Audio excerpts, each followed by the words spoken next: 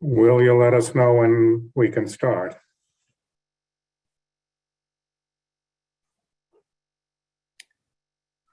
About 5-10 seconds. Okay. Okay.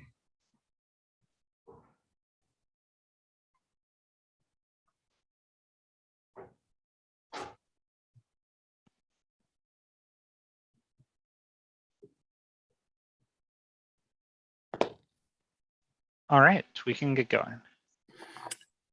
Okay. I'm David Halpern. I'm joined by Jane Parshall. We're the co-chairs. And we also want to thank Anthony Cohn, who is going to also help us tonight by handling one of the applications. So this is the March meeting of the Landmarks Committee of Community Board 8. We are here to review applications to the Landmarks Preservation Commission for context and appropriateness. And with that is our first applicant here for 20 East 79th Street. Which I think I'm going to be handling, David. Yes, we'll ask you, Jane, to handle the first one, Anthony the second, and I'll take the third. Thank you. So oh, go ahead, Jane. I was going to say 20 East 79th Street, Metropolitan Museum Historic District.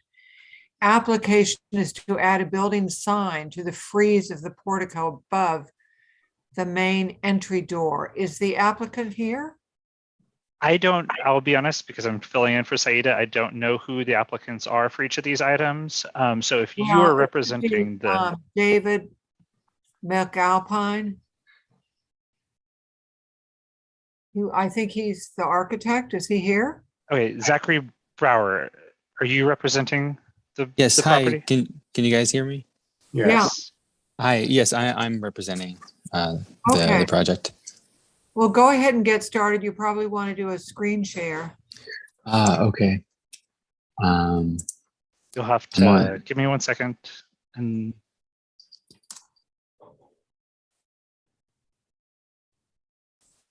go ahead and you now share your screen, Zachary. I'm actually on an iPad. Let me see if I can show in some other way.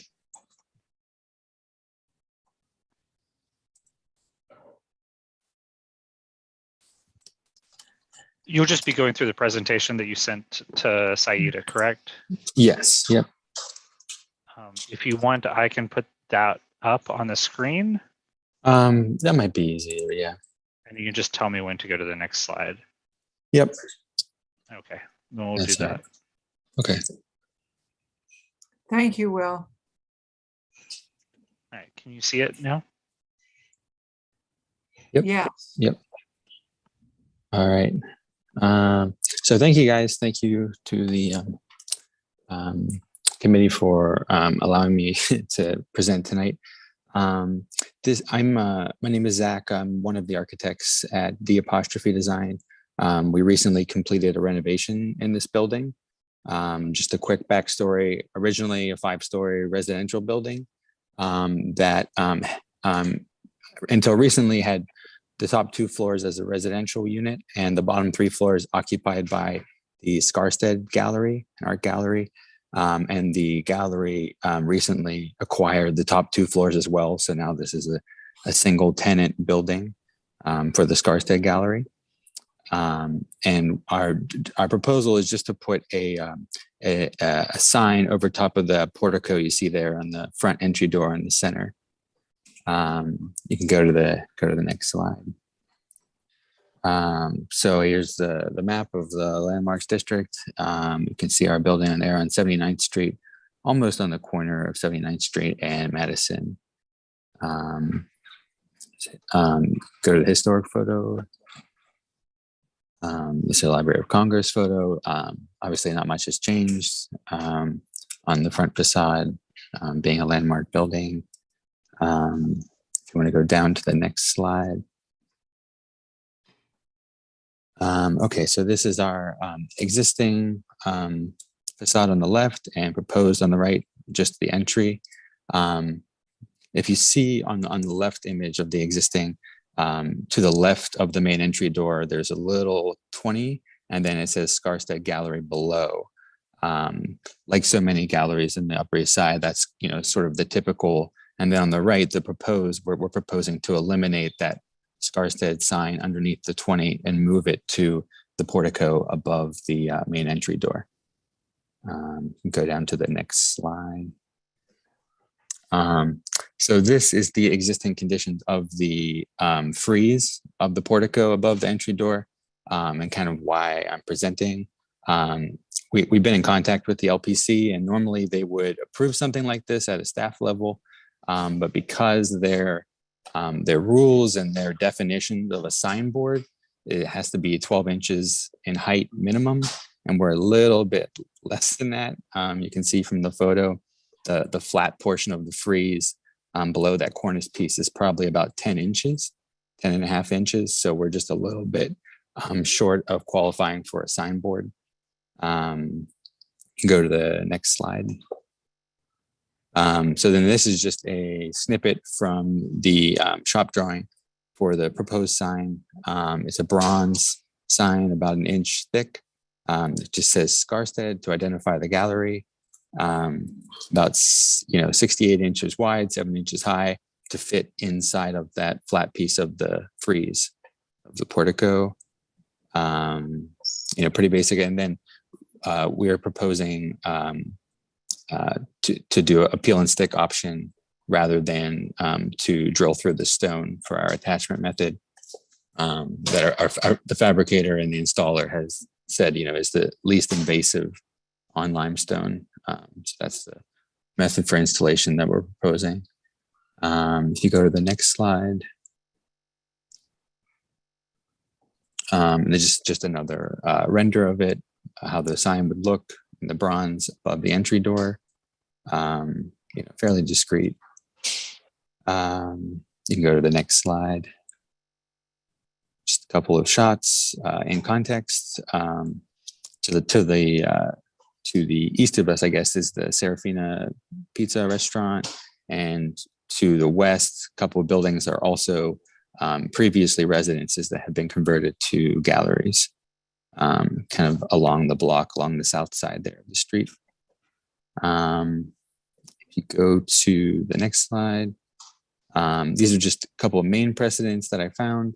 Only a block away, there's also other galleries in the neighborhood, previously 5-story residences, same deal, that have been converted to art galleries.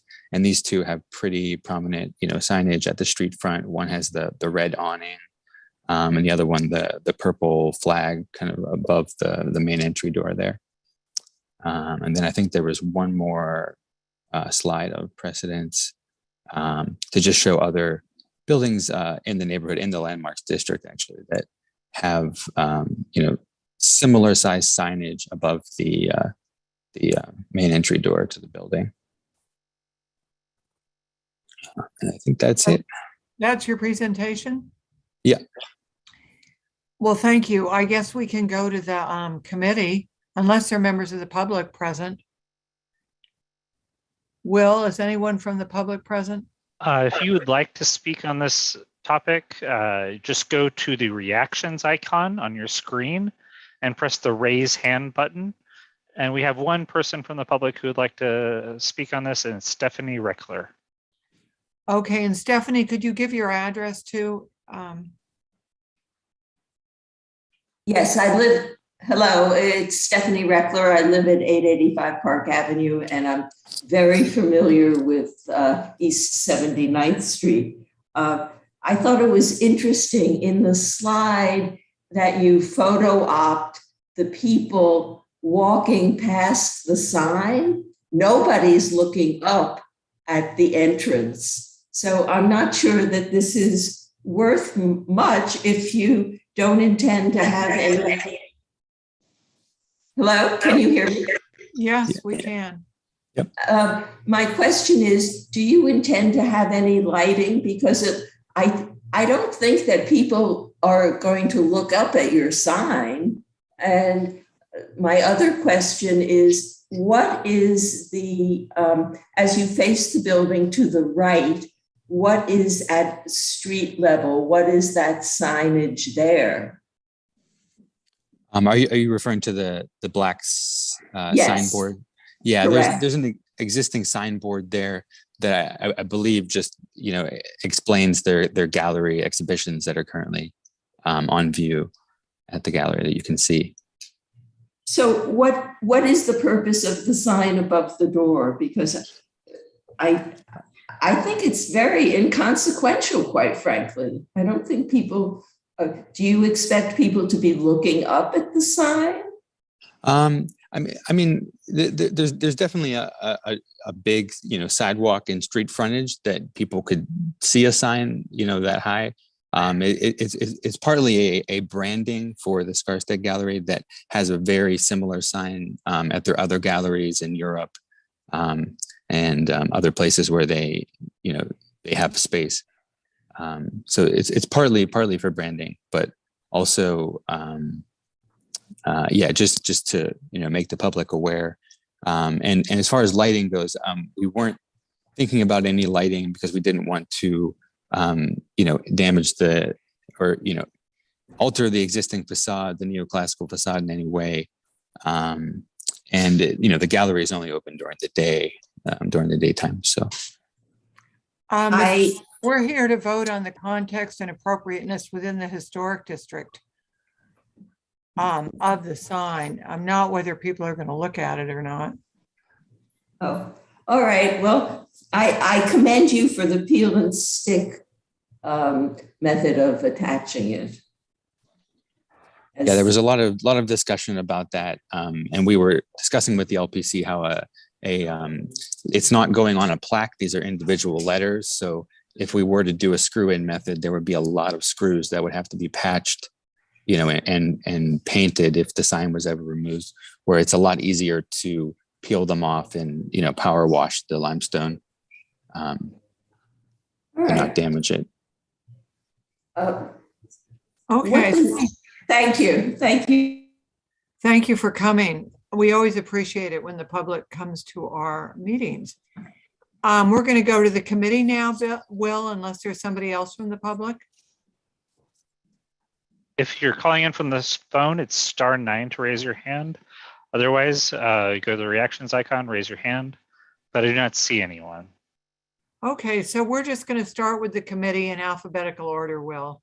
Okay, so Elizabeth Ashby, you're up first.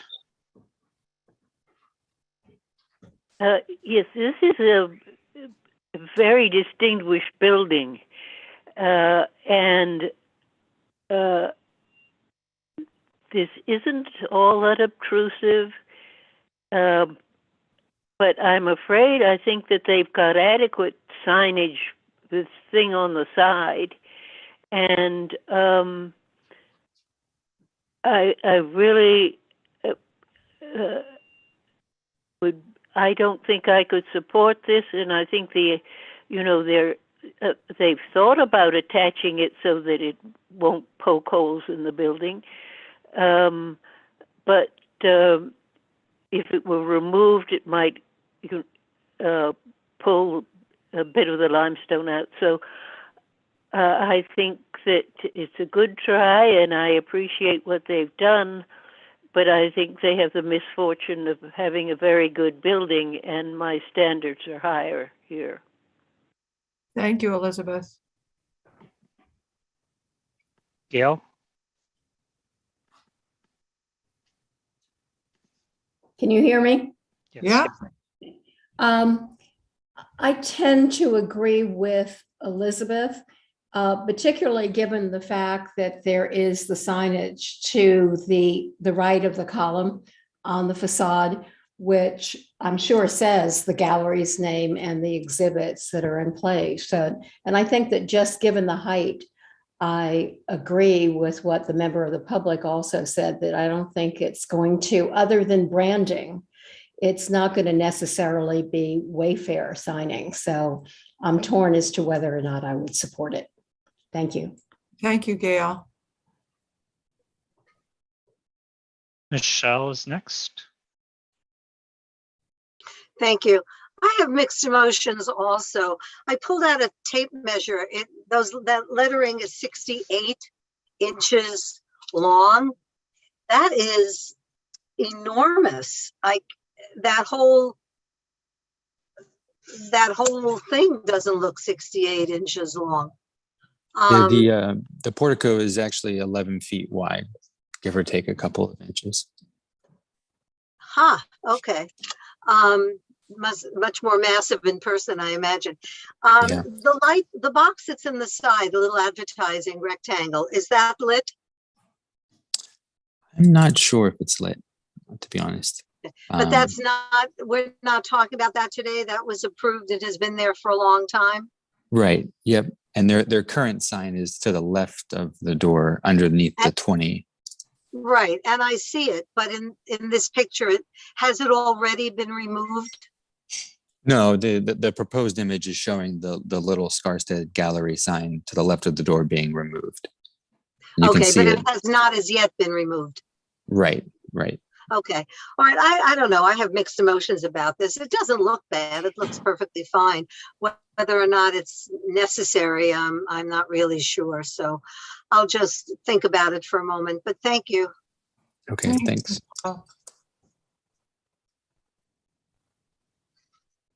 Alita? Thank you. Well, the building was built as a residential building, and putting up that sign seems to designate it as a commercial building. I don't think it feels appropriate to me to do that. There's enough indication that it's a commercial building by the placard, by the signage, the information in the right rectangle, and the sign on the left. So although I agree that and also I have to say, I agree with Elizabeth based on what happened in my kid's dorm room. When you peel off those sticky things, they take what's behind them a lot. And so that could inadvertently damage the limestone. So I don't think right now that I could support this, but thank you. Thank you, Alita.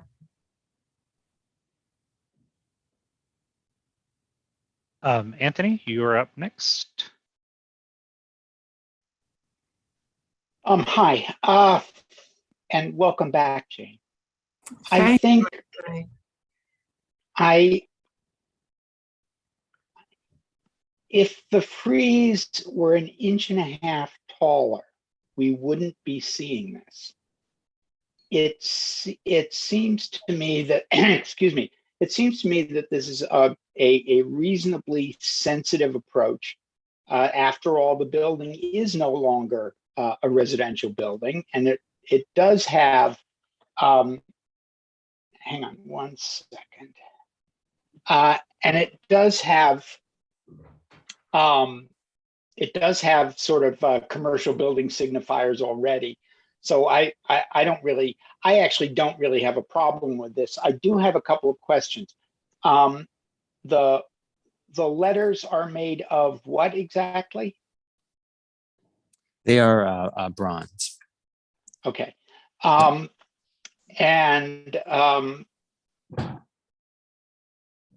the manufacturer of the adhesive has assured you and everyone else and Landmarks that in fact this is a reversible sign. That was a question. Yes. Yep. We confirmed with the manufacturer of the sign and the installer. Okay. All right. I actually think I can support this. It's a pretty modest intervention, and I don't think it's a bad thing at all. Thanks. Thank you, Anthony. I realize I skipped over Sarah Chu because I did not see her, but if Sarah, you're here, show up. The next person would also, I don't see, which is Harrison. So if either of you are here, let me know. Then the next person would be Marco. Marco, go ahead and unmute.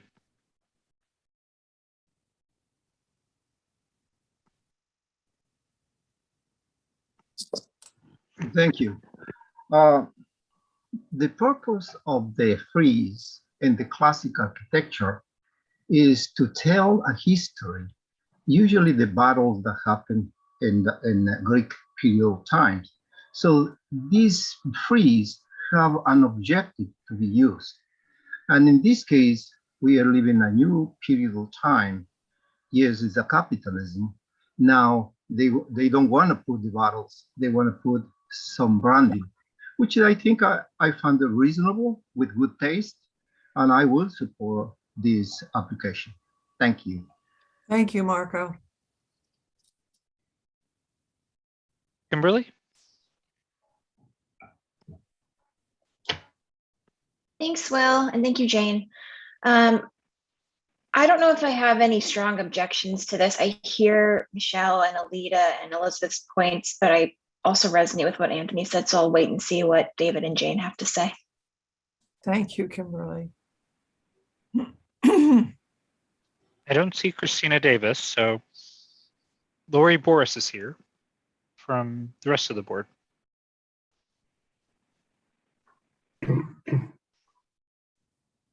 David, did you want to comment? I do, unless Lori wants to comment. Lori doesn't want to comment. I'm happy to comment. I'm going to echo what Anthony said. Number one, there are many neoclassical buildings that are residential and many that are commercial, and many of those that were commercial and are commercial might have had a facade similar to what we're looking at. Number two, I happen to think that the sign is handsomely done. I think the proportions are fine, and I think that the use of the brass is an appropriate metal for the sign in this area. And lastly, if you think of people's cones of vision and you think of being right under it, yeah, you'd have to look up. But if you're walking along the street from a distance, you're going to see that sign. So it's there maybe to some extent for branding and to some extent for identification. But when you look at it in the context of, does it look right on the facade? Does it look right in terms of context and appropriateness? I'm very comfortable with it. I'm happy with the proportions. I'm happy with the look. So I will support this.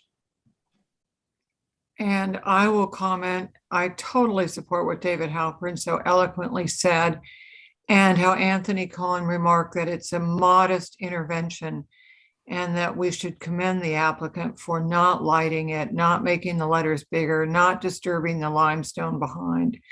So I'm in favor of it as well. Does someone want to introduce a resolution? I'll introduce a resolution to approve as presented. Is there a second? Did I get a thumbs up from somebody? Anthony, thank you. And so I think we can go to a vote, Will. Okay, let me change the screen I'm sharing.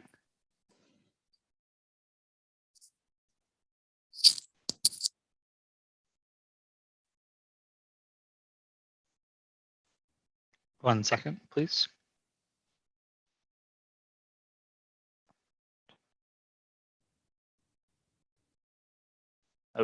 Apologies for the delays. I'm out of practice. You guys can see a vote sheet? Yes, thank you. Wonderful. All right. Elizabeth Ashby. No. All right. Next would be Gail Barron. Yes. All right. Michelle. Yes. Alita, where are you? Go ahead. Pass. Pass. Okay. Anthony, up next. Yes. Yes, yeah. Thank you. David. Yes. Jane. Yes. Thank you. Harrison's not here. Marco. Marco, go ahead. Yes. Christina, unless you're here. Also, I skipped Sarah, so Sarah, intervene if you are here. And not seeing them. Kimberly. Yes. Sorry, I And stepped away for a second. Lori, yeah, it's okay. Tell us your Yes. vote. Yes, Thank you, Lori. thank you. And Alita, you wanted to be passed, so we're coming back to you. Thank you. I did. Boy, I wish you had a maybe column, but you don't. So I think I'm going to stick with my no and maybe change my vote. I have listened to my fellow members, and I know you hate this, David and Jane, so I'll just be quiet. So is that a no? Yes, thank you. As a no. Thank you. Okay. All right. Thank you. And thank you to the applicant. Thank you all. We will now go to Anthony Cohn to handle application number 2. Anthony, the floor is yours. Thank you, David. All right. Application number 2, whoops, sorry, is 38 East 75th Street in the Upper East Side Historical District. Robert A. Stern Architects. This is a no-style row house designed by Tom and Wilson and constructed in 1881 and 82 and altered by John W. Ingle in 1926. Application is to demolish the existing front and rear facades as well as the upper floors and construct a new 5-story limestone facade with a mansarded 6th story and setback bulkheads above. And is someone from Robert A. Stern Architects office here? Cass is gonna. Yeah, the applicants are here. Yes. Okay. Hi, Cass. Hi, Anthony. Thank you. Let me go ahead and share the presentation, and then I'll introduce our team. Give me a moment. Terrific. So thank you all, and thank you for the opportunity to share the project with you this evening. I'm Cass Stackelberg of Higgins Quays Barth & Partners, and I'm joined by my colleague Lee Peterson, and from Robert A. Stern Architects, Gary Brewer, Brendan Novotny, and Kate Ferris, who will be, and Gary will be, sorry, I'm just getting this presentation. So Gary will be joining me in the presentation this evening. So with that, if you all are ready, I think we'll get started. Let me advance to our title slide. So Anthony, as you mentioned, 38 East 75th Street is a 5-story row house on the south side of 75th Street between excuse me, between Park and Madison. And the building was originally constructed in 1882 as one of a row of 4 houses, 38 through 44. Its stoop was removed and the facade was stripped in 1926. And as you mentioned in the 1981 designation report for the Upper East Side Historic District, 38 East 75th Street alone was called out as a no-style building. And as you'll see in some of the upcoming photographs, the buildings adjacent that are part of the row do have style designations, even the ones that are stripped, but because they do maintain their original cornice, those were given style designations, unlike 38, which had lost its cornice in the 1920s and was given a no-style designation.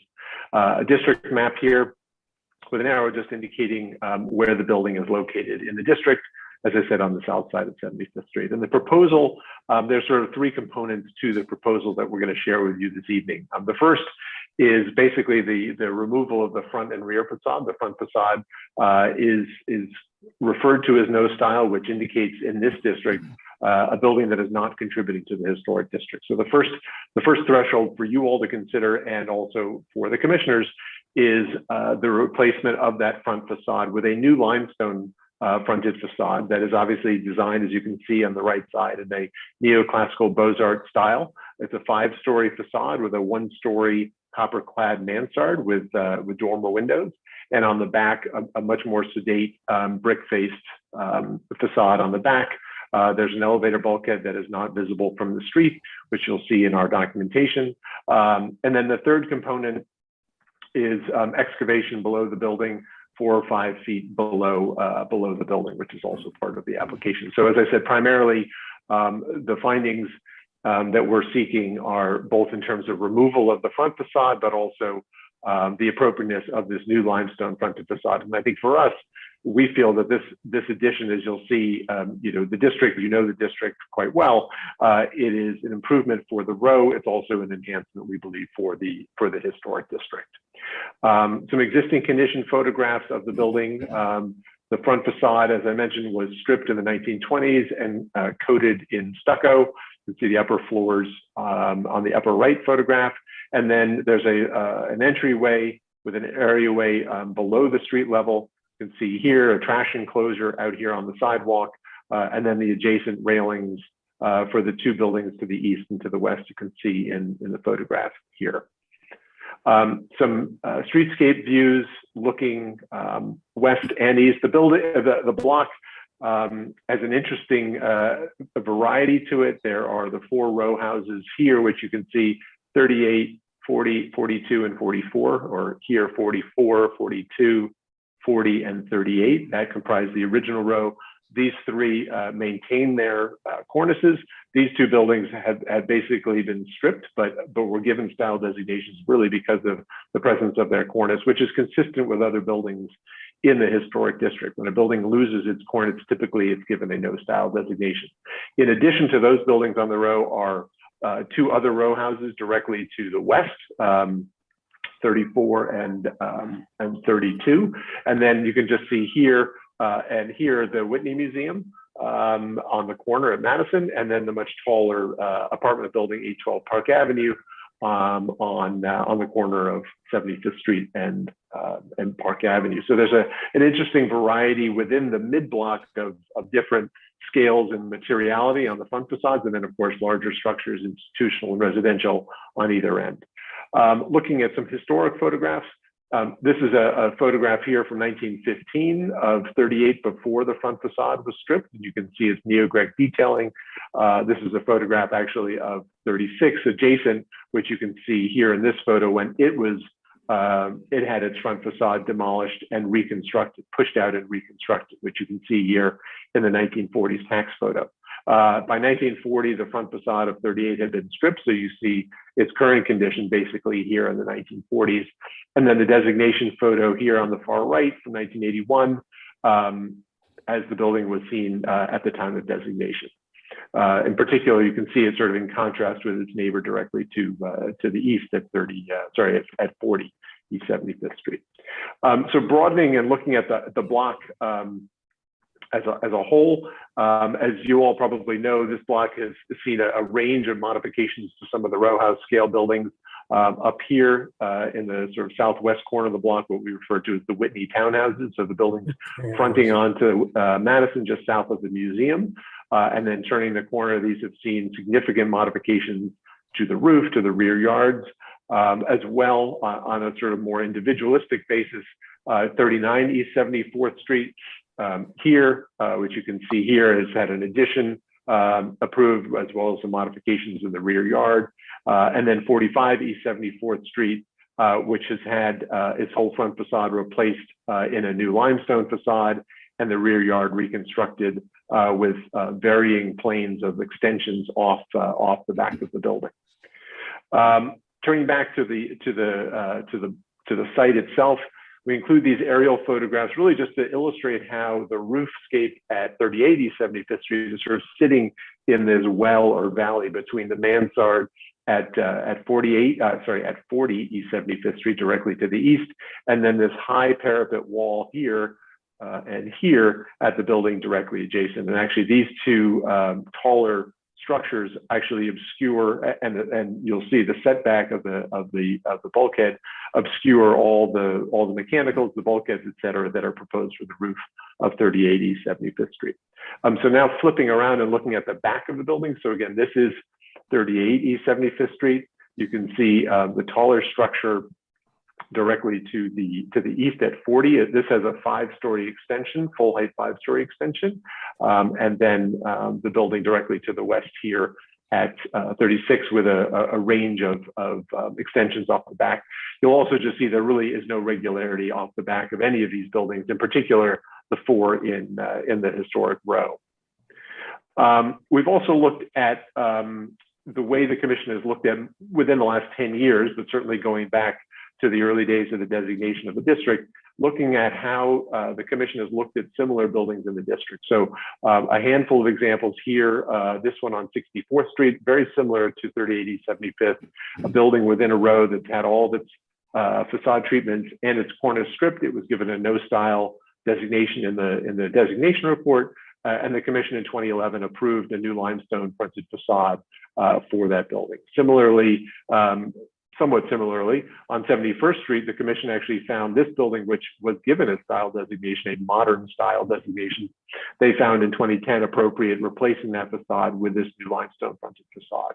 And then just a few other examples on 76th Street and then 78th Street in the Metropolitan Museum as historic district, two other no-style brick-clad row houses that were redesigned with limestone cladding, drawing on sort of traditional classical details for the inspirations for these new facades. And we see our projects sort of very much within this frame. Gary, would you like to pick up from here? Sure. This is Gary Brewer, partner at Robert Stern Architects, and I'd like to start by thanking the committee for spending time to consider this project, which we consider a very important project for our firm. This is the existing section through the building, the townhouse, which is 5 stories tall, and you step down to the garden level, and then you step down to the level that actually does face the garden. Next, please. The proposed design, which is at the 60-foot allowable height, proposes that the garden level is slightly modified, and within the overall height limit, we are proposing that we do a 6-story building along with a bulkhead, as Cass points out, that is set far enough back that it is shielded from the pedestrian's view on 75th Street. Next, please. This diagram shows in the darker red the floors that are being saved, and in the gray the proposed floors, and the red dotted lines shows the comparison of the existing townhouse with the pink at the top, at the garden side, and then at the street side, what is being added. Next, please. So taking you to the street elevation, as Cass points out, it's designated as a no style building. So here you see it in the elevation. Next, please. And the proposed design is to do a 6-story townhouse that is rendered in limestone and done in a literate classical vocabulary that would be typical of townhouses that one sees on the Upper East Side. Next, please. So here is the before on the left-hand side and the proposed on the right-hand side, which in our opinion, we think helps to not only upgrade the quality of this no-style building, but contribute in an urban design perspective to the quality of the block as a whole. Next, please. So again, slightly larger, showing the proposed design on the right-hand side.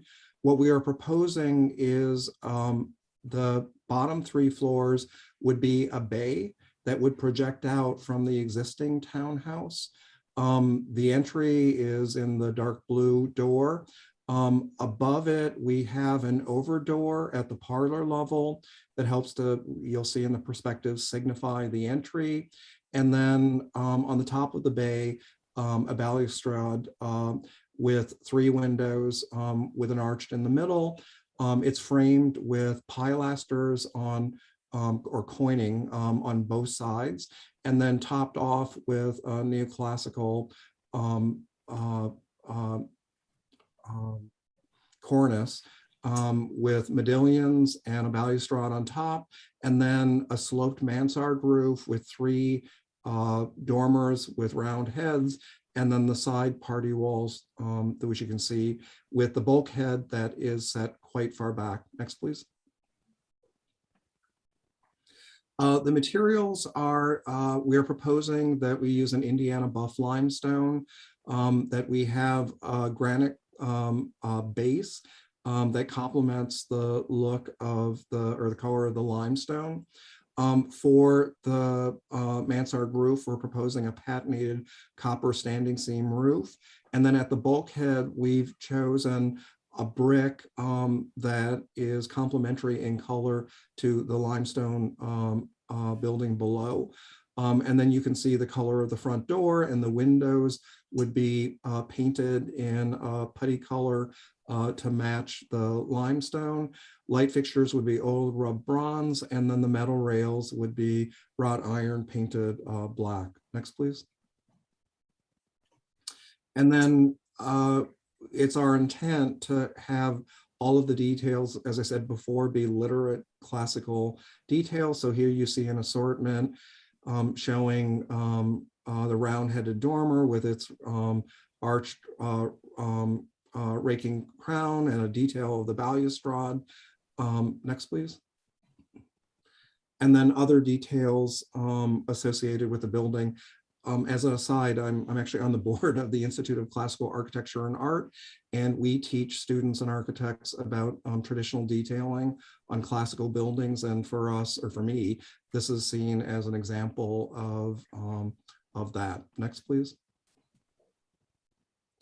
So before and after, this is a Photoshop rendering of the proposed design, and you can see the bay and the coining and detailing associated with the design. Next, please. Different angles showing it from looking west, and how the bay adds to the streetscape. It's 1 story higher than the adjacent bay, and how the entry into the townhouse steps down from the sidewalk, much like the existing townhouses to the east. Next, please. And then looking east, we made an attempt to bring the scale of the house down by having the upper level in a sloped mansard roof, like the building to the right and the building to the left. Next, please. And then from farther away, different views showing how the new limestone classical facade fits within the streetscape. Next, please. And then again, just circling back to the bulkhead and how the pedestrian view does not perceive the bulkhead. Plus, as Cass points out, the buildings to the east and to the west have taller bulkheads that will hide this bulkhead. Next, please.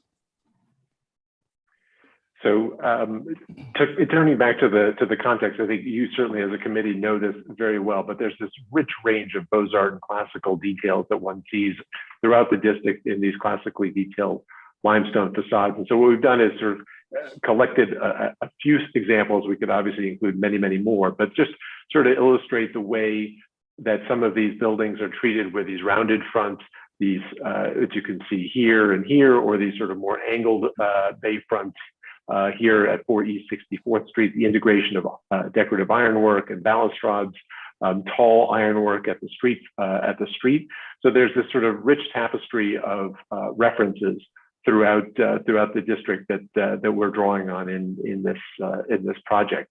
There are of course many examples of 5-story fronted limestone houses with the 6th floor as a mansard, some which are very visible with these very tall mansards, like these houses on 68th Street, as well as ones that have sort of more sloping and shorter mansards where they're a bit more difficult to see. But this one, I think, on 65th Street, where the mansard is just peeking out over the cornice, but you can see the sort of double chimneys clad in stone, framing the mansard much in the same way as what we're proposing on 75th Street.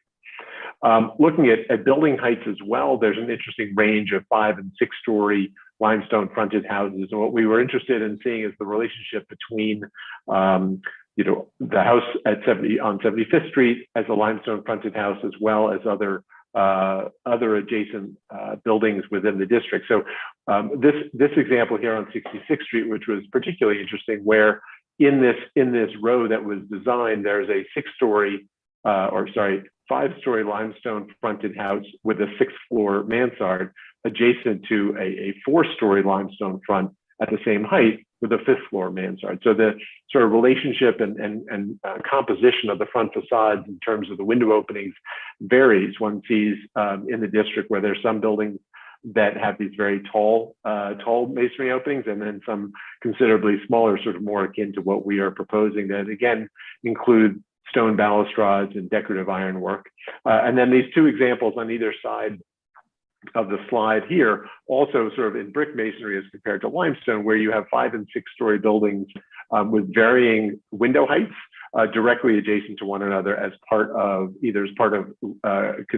continuous rows like these on 71st Street, or just adjacent properties like these on 78th Street. So there's a sort of an interesting blend of scales that one sees in the district of these 5- and 6-story fronted houses, or 4- and 5-story fronted houses with a 5th and 6th-story mansards.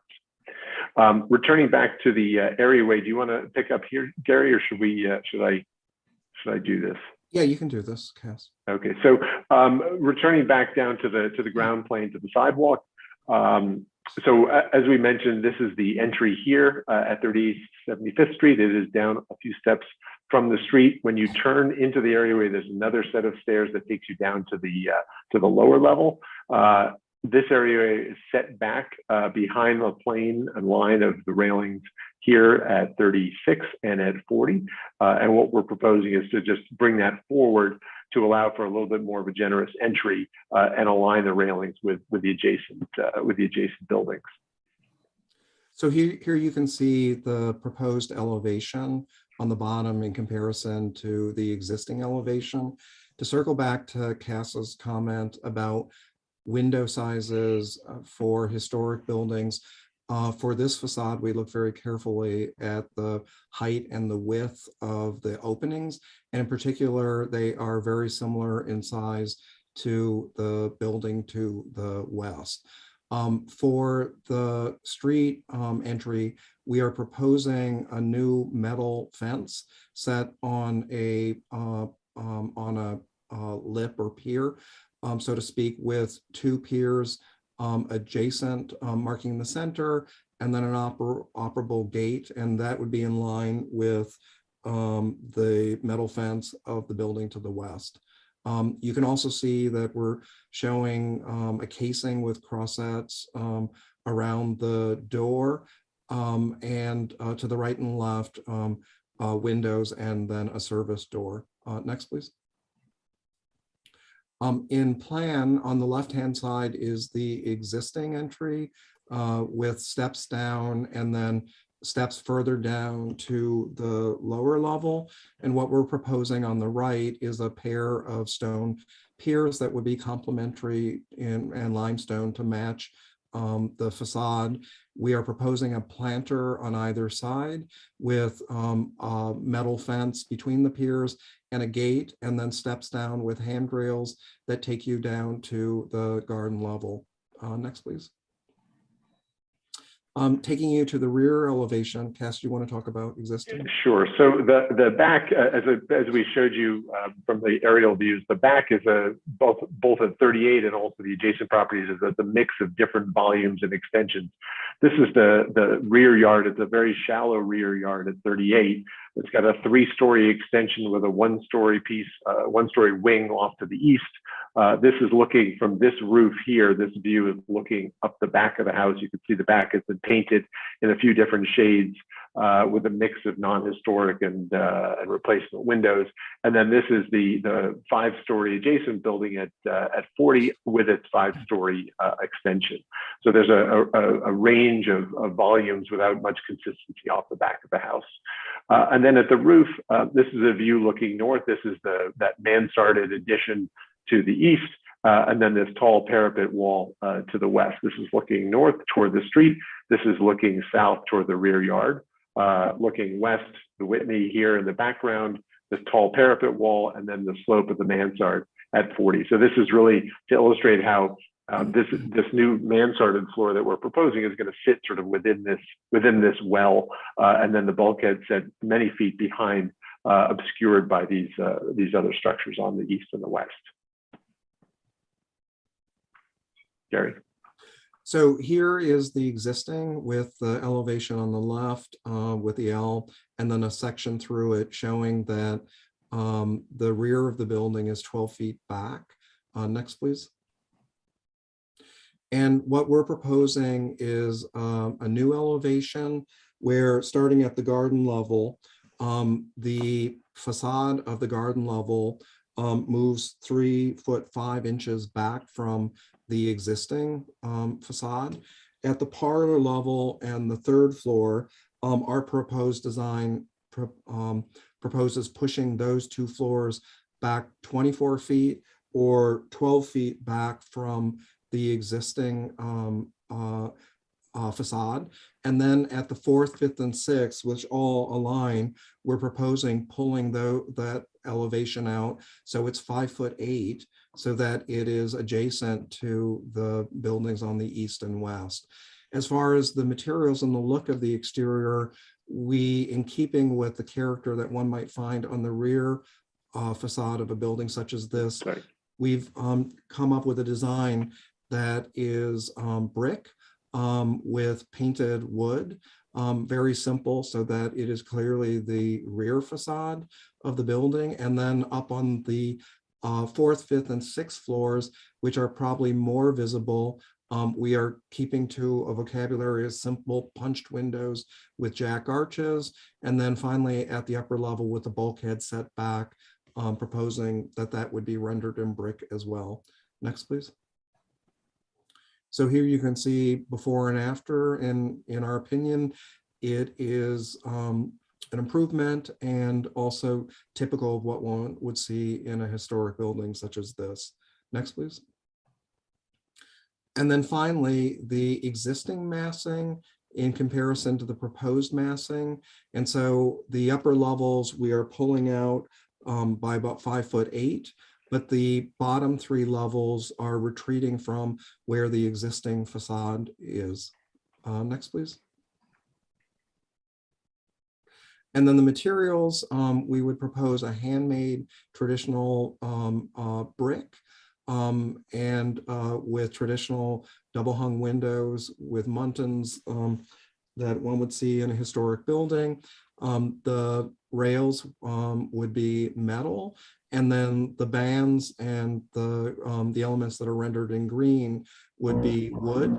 And then for the sills of the windows, we are proposing limestone with flared jack arches above. Next, please. Sorry. I'm sorry. And then again, just getting into the details of the brick and the jack arches and the various details that would be associated with this new facade. Next, please. So I think that these are, you're closing out on this, right, Cass? You're wrapping up? Okay. Yeah. So I think just to summarize, as we said, there are two primary components to the application. One is the removal of the facade, which Landmarks was deemed at the time of designation to be no style. And as it has found in numerous other instances, it's appropriate to replace these no style facades with some other type of facade. They found limestone fronted facades to be appropriate in numerous examples. And I think what's I think significant here is that the proposal that we have in front of you here tonight, particularly in the front facade, is that this sort of follows the same historic trajectory that one saw in the first quarter of the 20th century with the replacement of many brownstone fronted facades from the 1870s and 1880s, which were redone in either brick or limestone in the 1920s, but also more contemporary under Landmarks review, the same sort of evolution of replacing these stucco fronted facades with new facades, whether they be limestone or sandstone or some other material. So we feel that just in terms of the process and the history under regulation, this is consistent with what the commission has found to be appropriate. And then I think, as Gary has pointed out, the detailing and articulation, the bays, the treatments of the limestone is rendered in a very thoughtful way. And we believe is a real enhancement for this block and as well for the district. So we look forward to hearing your thoughts and answering any questions you may have. Okay, I have a couple of a couple of questions before we go to comments. And one is the what is the height of the existing parapet compared to the height of the new parapet at the front of the mansard? It's a good question. I don't know that we have that dimension, but you can see here, this is the existing parapet. It's quite shallow. Let me just see if that shows up clearly. Don't make me do the arithmetic. Well, I don't know that we have, let's see, we do have a dimension. Yes, you do. You do. Yes, sorry, the parapet is 2 feet. I believe this is shown at. No, that wasn't the question. 123. Yes, but the question is, the height above the sidewalk of the new parapet appears to be 62 feet. What is it in the before version? Yes, go to the existing section. Yeah, there you go. The existing parapet is at 60 feet. It's not shown in poche there, but that should have. Yeah. You should have pocheted it. It would. Yeah. It would be clearer. Okay. The next question is, how much taller than what is the height of the new, the top of the new mansard? Okay, so go to the next section. Oh, I guess it's there. I guess it's a 62. 62. And then, okay, and then the height of the bulkhead at the top of the bulkhead? Is that 70 feet? Okay, so that's 10 feet higher than the existing existing parapet. And I noticed there's an elevator bulkhead that's even higher, sadly. And how much higher is that? That's the top of that's at 80 feet. 80 feet. Okay, so that's another 10 feet higher than the 20 feet over, yeah. Than the bulkhead. Okay, great. That's it for the moment. Maybe just to point out in terms of the visibility, that elevator bulkhead is 48 feet back from the front of the house. And Brandon, you probably know the dimension of the setback for the enclosure is 7. Yeah, the bulkhead's about 23 feet. Yeah. Yeah, to this point. Yep. Yes, thank you. Okay. Do we have any members of the public? Raise your hands. Yeah, Go ahead, if you would find the reactions icon at the bottom of your screen, where you can find the raise hand button, or if you're calling in from the phone, it's *9. Or if you're having problems finding those, chat me.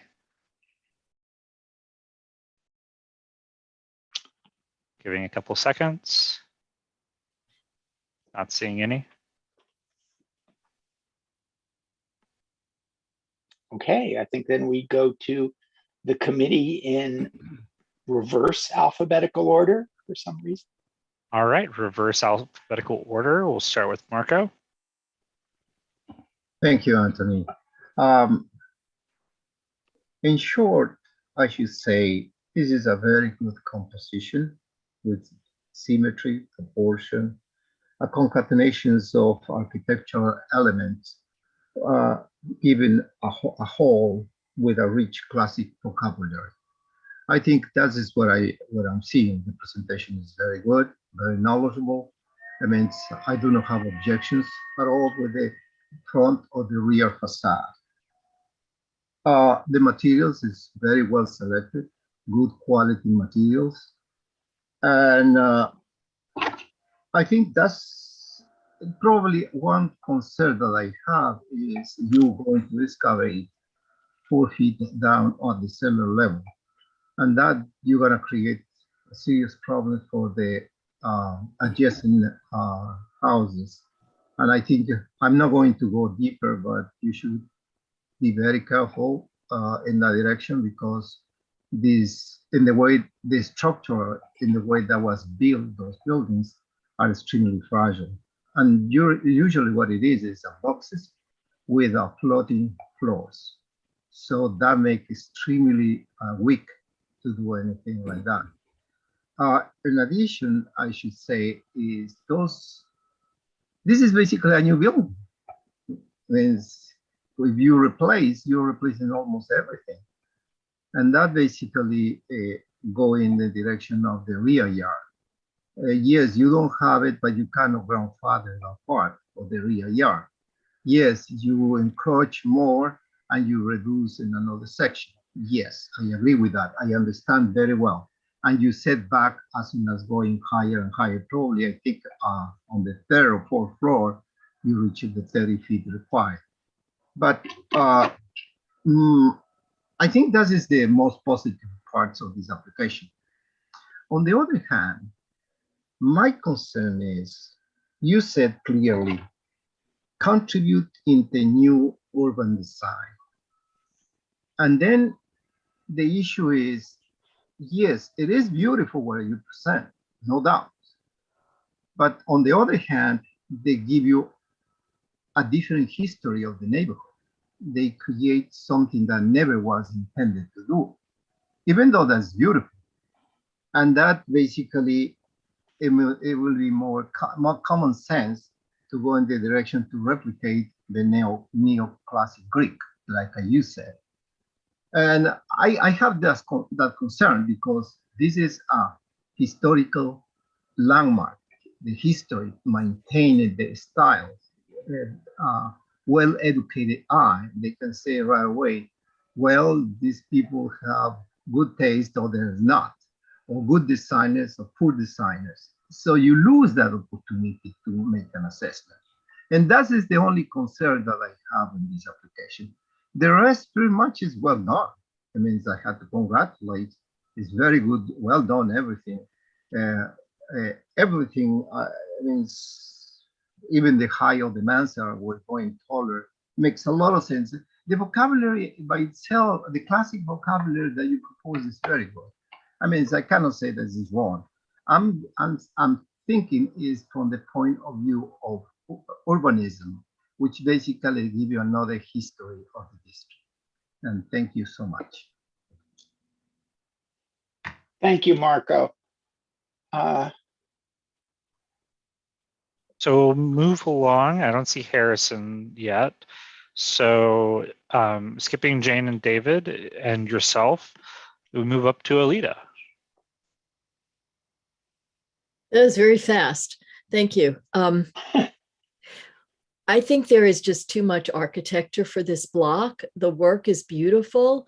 And I am a couple of blocks from the new very, very tall building that Mr. Stern is putting up and designed on 83rd and 3rd that also mimics pre-war architecture. But you know what? That building, like this building, they look brand new. The building is, to me, dramatically out of place on this block. The other buildings that you showed are nestled next to like architecture, like embellishments, like limestone, and this building is not. It's on a street with relatively simple or even plain facades, and I'm struggling for an analogy. It's like some kind of highly embellished wedding cake at a picnic, maybe. It just doesn't seem right. I have a question though. Does it go, are you looking to move the entryway to go beyond the lot line? No. Yeah. So it actually doesn't take up as much space as it could right now? Correct. Okay, I don't really right now have any issues with the back, but I really do with the front and just could not support this. I think it would be a beautiful building on another street. Thank you. Thank you, Alita. I think next we have Gail, perhaps? You're close, Michelle. Michelle. Yeah. Sorry, Michelle. Yeah, that's fine. Can you just repeat for me the overall height of the building now, including the mechanicals? It's 62 feet at the parapet above the roof. And then the bulkhead is at 70 feet and the elevator override, which is in the rear portion, is at 80 feet. So the overall height, including all mechanicals, is 80 feet? To the highest point of the structure, yes. To the elevator override portion, yes. is 80 feet. Mhm. And that's permissible on this lot? Yes. Okay. In the rear facade, can you just show me the rear facade again? Of course.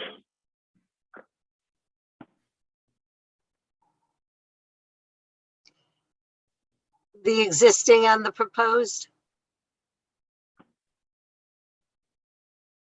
Pretty awful.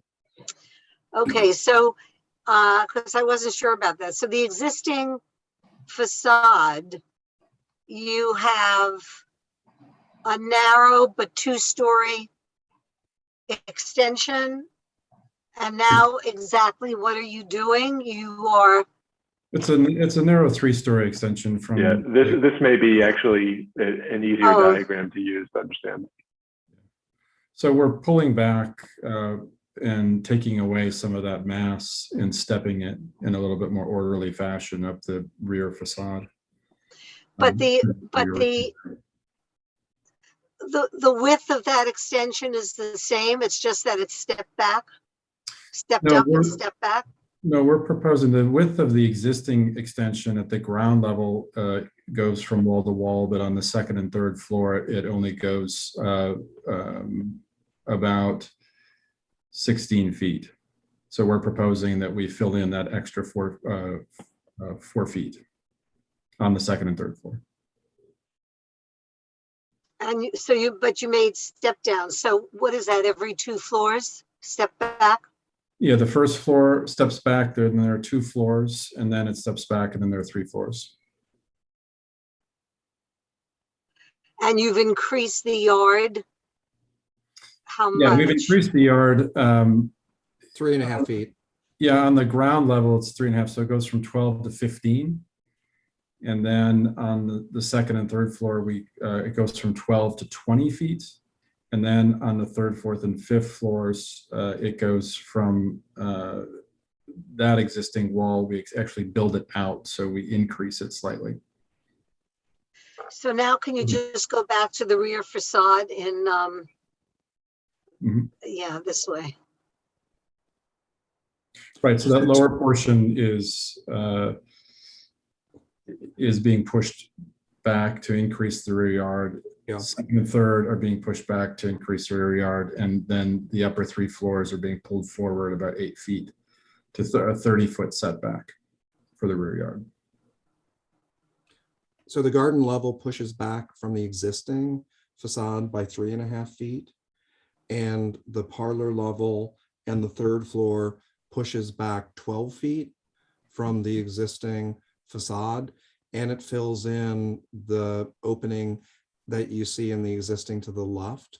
And then the top 3 floors pull out up by 5'8", so that if you go to number 42, please. So that facade is coplanar with the adjacent building to the west. And the lighting, if you go back to 41, the lighting is because those balconies, those are doors in the middle and you can walk out to those balconies. Correct. And those are the proposed fixtures and lighting that you have. Correct. Yeah, fixtures and locations, yes. Okay. Look, I understand about the front facade that does look out of place on that block, but it's beautiful. So that puts me in a dilemma. I mean, you did a beautiful job. So I think Can you go to the front facade, please?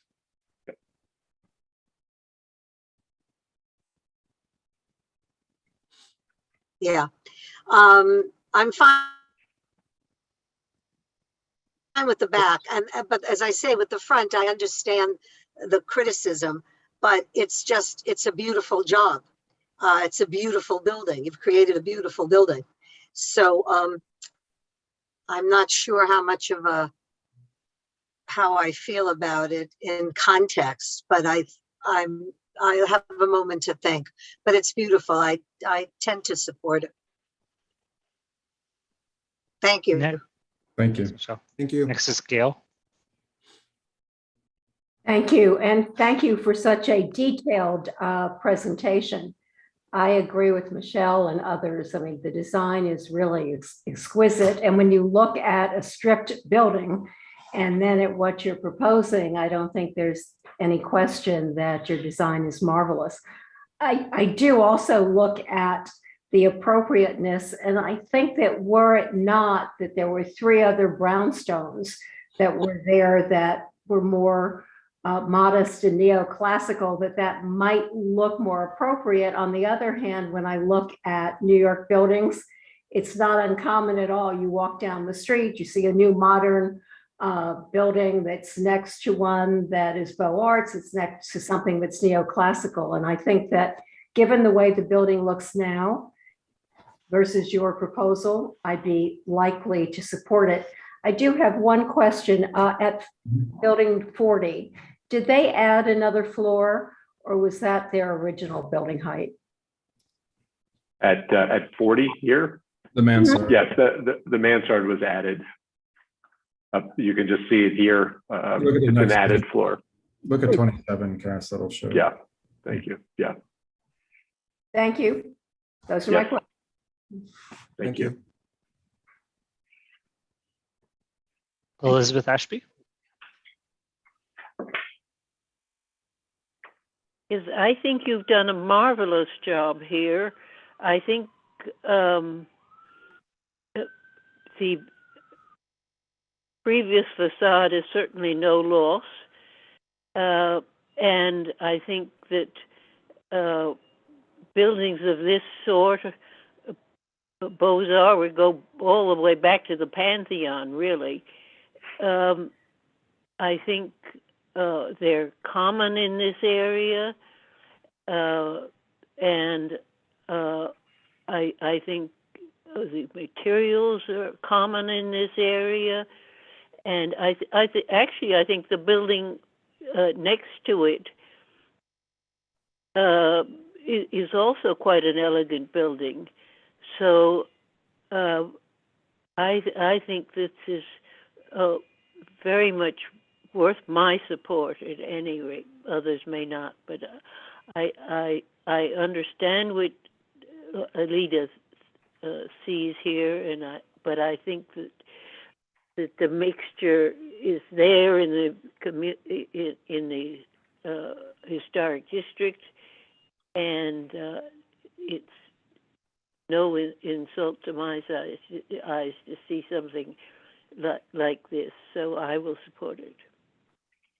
Thank you. Kimberly?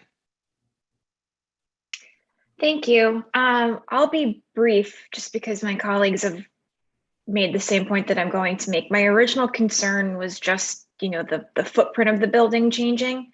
But again, this is a beautiful presentation. And I'm going to wait to hear what David and Jane have to say, as well as Anthony. But I think I could support this building, but it is a drastic change that does make me nervous. So the jury is out on my end, but thank you. Thank you, Kimberly. And then Lori Boris. Oh, Lori, right. I didn't raise my hand. I'm sorry. No, they just go through every member at this committee. So okay. Well, I mean, what I will say is that I think that it's absolutely gorgeous, and I really don't understand the criticism of, well, it doesn't belong here. I mean, the two buildings on both sides of it are beautiful, I mean, and just as this one is even more beautiful. And I don't think that there's a reason to dismiss it because it's too beautiful. Like it's not, I mean, it's not ostentatious. It doesn't stick out like a sore thumb. It's just like a really beautiful building. And I think that I will support it. Thank you. Thank you, Lori. After yes, you guys. Jane, David. Thank you, Anthony. I will support the application. Thank you. Thanks, Jane. David. I'll just say that I understand the leader's feelings on this. It looks almost too much of a good thing. It looks a little bit like the Gilded Age come to East 75th Street. The other side of the coin is we are not going to get back the original brownstones, and therefore it's hard to quibble with something that is beautifully done, which this building is. And I think Gail said it very well. When you walk around the city, you do see exceptional buildings amongst some less exceptional buildings. And I think that's what we're seeing here today. I also think with respect to the rear that they did a very nice job. They've opened it up so that there's much more light and air there for not only themselves, but the neighbors. So on balance, I think they've done a beautiful job, has my support. And I would only add that I don't think the rendering helps it. I don't think the building in reality will be quite that white.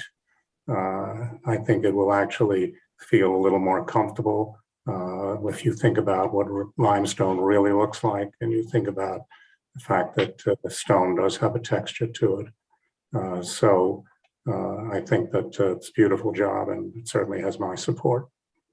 I should have said this before. It's so true what you just said, David. The rendering is not what it's going to look like when it's actually built. And after 5 or 6 years, you won't even know that it's a brand new building. True. New York takes its toll. And quickly. Dirty it up. Okay, thank you, David. I just have a few comments and a question. One is that every one of these buildings looked new when it was new. And as Jane just pointed out, in 5 years, it won't look so new anymore. I think that this is a very, very clever design. And I mean that, Gary, in that you have crammed 6 floors of program into a 5-story building. And so that there's a real, I think it's important that we honor that. And I think the point about the windows not having to line up across the block was a good one. Look, this is going to be built of extremely fine materials by outstanding craftsmen. And while it might be possible to quibble over some of the details of it, I think that it's going to look great. And as regards the rear, I think the rear facade is pleasantly modest. And all too often we're seeing buildings that have extravagant limestone fronts and then get extravagant limestone rears. And I think that this is, I think it's very appropriate that you've chosen to go to brick for the rear facade. It's the one thing that worries me a little bit is the increased size of the areaway, in that you've reduced somewhat the sidewalk. Now that's ameliorated by the fact that the neighbors both to east, yeah, there you go. Neighbors both to east and west have done the same thing. But since you've got a tree in front of you,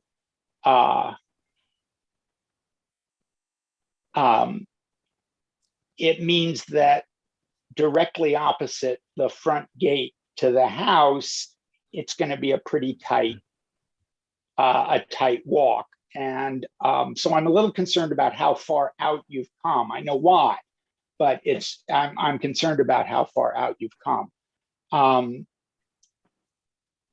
I think, so unless there's some issue with the sidewalk, of taking some sidewalk and revocable consent or anything like that, we've had this problem before on other projects, so I just thought I would mention that. Otherwise, I think it is a not what I would have done, but not what we're asked to do here. It is, I think, as Alita pointed out, a lot of architecture in a 20-foot building, but it will certainly look swell when it's done. Thank you. Wonderful presentation, by the way. Thank you. Thank you. Can you go to the street before and after rendering, please? Yeah. This one, Gary? Yeah, that's great. Thank you. And Anthony, can we go to a vote? Yeah, let's go to a vote. Alita has her hand up. Do you want me to- I can't see that, but yeah, go ahead. Sorry, I just have a question because I'm confused. I don't know whether the areaway is beyond, needs a revocable consent or doesn't. I thought the architect said it didn't, but then I was unclear from your question, Anthony. Oh, I think what they were saying is that the architecture, the actual hard built stuff, does not extend beyond the property line. Is in fact looks like it's a couple of feet behind it. Stop me if I'm wrong, Gary. No, okay, but that the new planting and the little stairway down to the new entry level pokes out a little bit. So the plant. So from what you're saying, the plantings and the staircase do need a revocable consent, which I know is not our jurisdiction, but yeah, that wasn't at all clear. Is there a resolution? Thank you, Jane. Is there a resolution on this? Well, I'm going to move to approve as presented. Okay. Is Michelle seconding, or is she raising her hand to form a resolution? Okay. Gail and Michelle have raised their hands. Yeah, I'm not. I think it's premature to vote on the resolution until this is cleared up. Is that areaway? Because I misunderstood as well when the applicant answered that it's all within the footprint. I assumed that the areaway was too. If it isn't, can you tell me how many feet past the property line that areaway is? Braden or Gary, can you go to the address this question? Oh, sorry, let me get back to our. Sorry. One of the sections should show it. I'm not even sure well, unfortunately, the property line isn't on here on this drawing. The property line is where the existing railing is. So it's basically the front face of 36 is where the property line is. So how many feet past that is this planter? This planter is, if you zoom in, I think it's 4'6". I can't see the exact dimension, but if you could zoom in there to the right there, it's 4'6". Plus a little bit from the existing to the new location, which is coplanar with 36. So we brought it out to match 36. It's a little bit in front of 40. Right? So are you going to bring this to the transportation committee now? Yeah, we have. We have to do that. Okay, I'm a little bit in conflict now because traditionally this is beautiful and I want to approve it. Traditionally, I usually don't approve anything that infringes on, past the property line. So now I'm sort of perplexed by this. Go ahead, Michelle. Sorry. In the proposal, I mean, before this, it was on the property line. Is this the first time you're coming out? No, actually, I'm sorry, guys. The existing steps down plus the garbage bins all sit in the public way now. If you look at the garbage, right. Oh, so all you're doing is it's in the public way, and all you're doing is replacing it with planters. Basically, Basically, so it's been this way. There might be a foot for or two however. beyond. Okay, but it's been this way for however many years. This is not a new intrusion. All right, that makes me a little more comfortable. Thank you. Thank you, Michelle. So I think there is a motion on the floor. Is there a second? Second. Well, I can't second. my- Okay, Jane seconded. But I don't think I can second my own motion. No, you probably can't, Gail, unless we were you- use partials rules of order.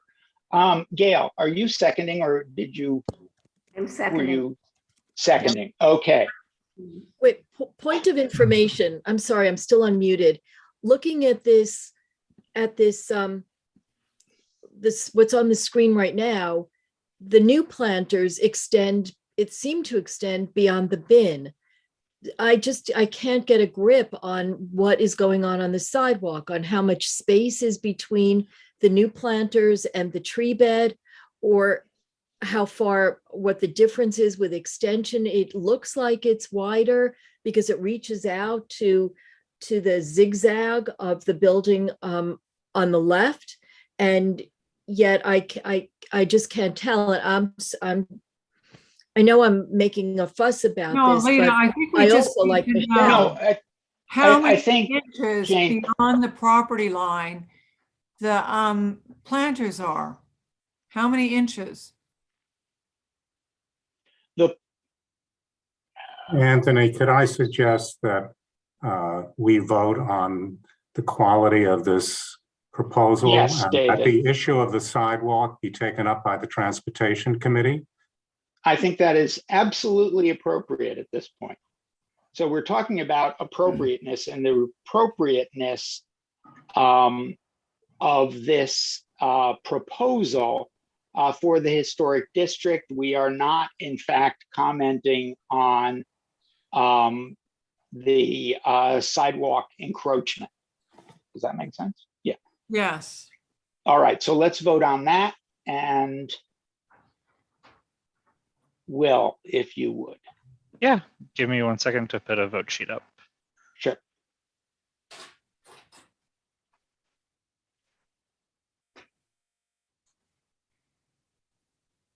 All right, you guys can see a vote sheet? Yep. Okay, great. And this is approval for item 2. So we're going to start with Elizabeth Ashby. Go ahead. Yes. Yes. All right. Gail Barron? Yes. Yes. Michelle Birnbaum? Unmute. Yes. Thank you. Alita Camp? No. Thank you. Sarah Chu is not here, I don't believe. Anthony? Yes. David Halpern? Yes. Jane Partial? Yes. Harrison, I don't think you're here. Marco Tamayo? Yes. When will this go to transportation? Do you know? No, I don't know. You can ask Cass that when they apply it. Next month. Usually it's not that quick. Yeah, I'm not sure. We're looking at a public hearing in April. Just I didn't mention that at the outset, but I did want to let the committee know. But we can sort of notify the landmarks committee, or you all can, we can let you know when we have a date. For the revocable consent. Yeah. Yeah. Okay. Kim? Yes. Thank you. And Lori Boris? Yes. And I saw we were joined by Sherry Weiner. Sherry, were you here during the discussion? Are you voting? I'm not going to vote on this one because I didn't hear it. I'll vote on as we move forward. I'll vote. Thank you, though. Thank you. Okay. So, Michelle, are you changing your vote? No, I'm not changing my vote. I just want to know transportation is the first Wednesday of the month. So it'll be April 5th, I believe. And so I just want to know if this will be a transportation likely before your hearing, Kaz. Probably. Okay. Let me look at, yeah. Yeah. You think it will? Okay. I think it will. We're not certain of the hearing date, but if I can chime in at this point and thank Anthony, I think Jane and I, as the co-chairs, would say we want to make sure that it happens before it goes to landmarks, not maybe. So we would like you to pledge to that, please. When is the committee? So the committee meets on April 5? Yes. Yes. Okay, I think we're tentatively scheduled for an April 5 public hearing, but could wait 2 weeks. But we could proceed with a committee vote from transportation and not wait for the next full board meeting. Yeah, but the landmarks is during the day and the committee's in the evening. No, I understand, but it would be probably, when is your full board meeting in April? Is really my question. Third Wednesday of the month. Okay, I'm not sure that my client would commit to waiting till the end of April or the beginning of May for a public hearing after the full board meeting following that April 5th transportation committee meeting. So, well, I think that it's up to Anthony. He's writing the resolution, but he could certainly qualify our resolution with respect. Yeah. Yeah, I will do that. Okay. And it's April 6th. I'll confirm. Not 5th. And if I might chime in with one last comment, I think at the beginning of the presentation, it would have been nice to know that you did need to go to the transportation committee for the areaway. Okay, it was certainly not an intentional exclusion, but we will make sure we call that out in the next applications like this. So.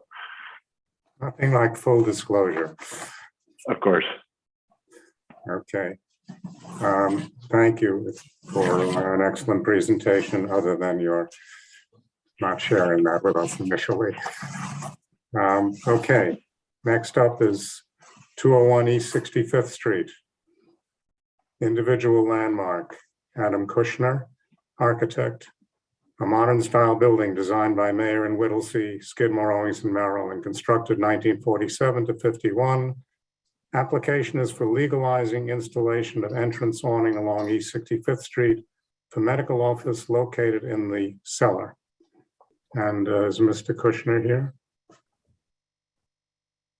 If you are representing this application, please go to the reactions icon and press the raise hand button so we can unmute you.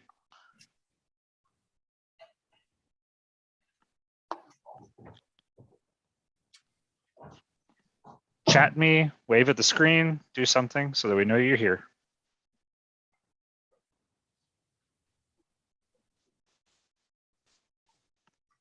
John B, okay. John, you can unmute if you want, turn on your camera if you want.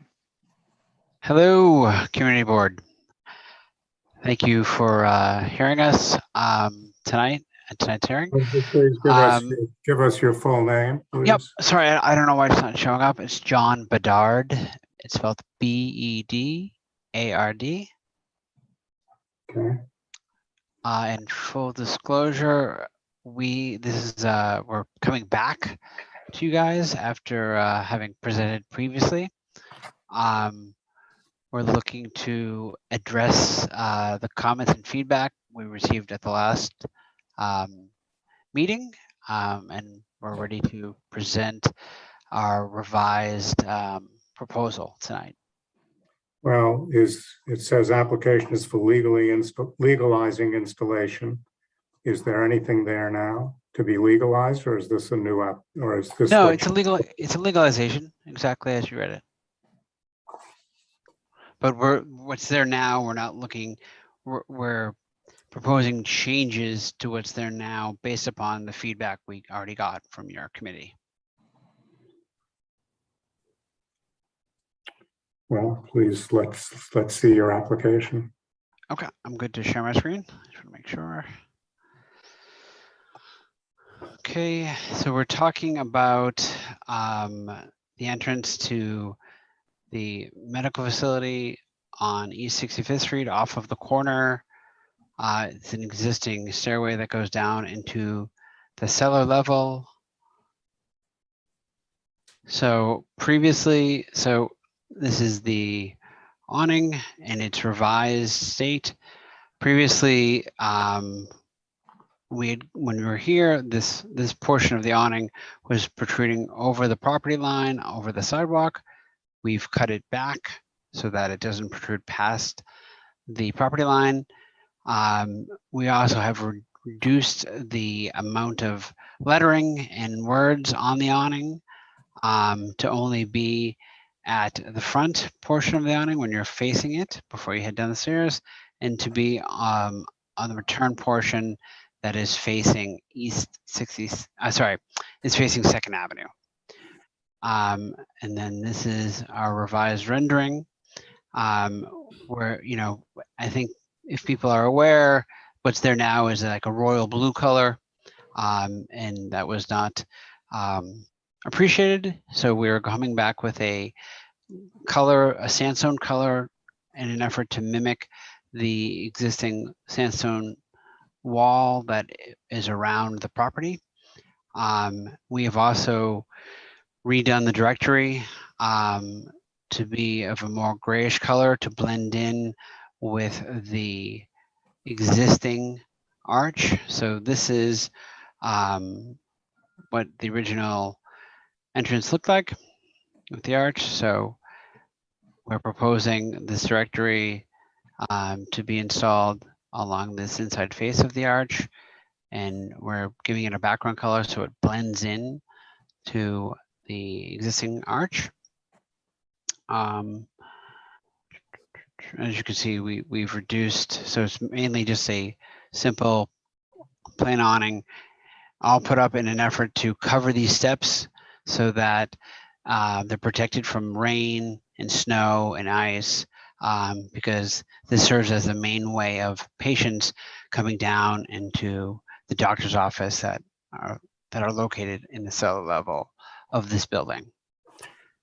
And then this is just the final slide, is again just to show the location of this and then to show other precedents. This is an awning number 7 over on East 66th Street for a sports medicine doctor. And then these are some other signage that are on this complex in different locations. Number 4 is an awning at the corner of 2nd and 65th. 5 obviously is the entrance to the parking garage. 1 and 2 are the Duane Reade along 3rd Avenue. And number 3 is the Lululemon at the corner of 3rd and East 66th Street. And then this other black awning, which is a little bit harder to see, is along East 66th and 2nd Avenue, which is this awning here.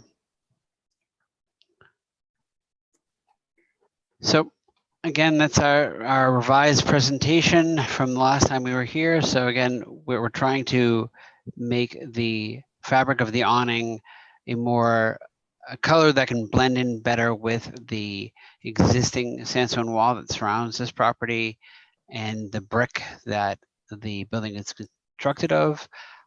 We're trying to simplify the wording on the awning.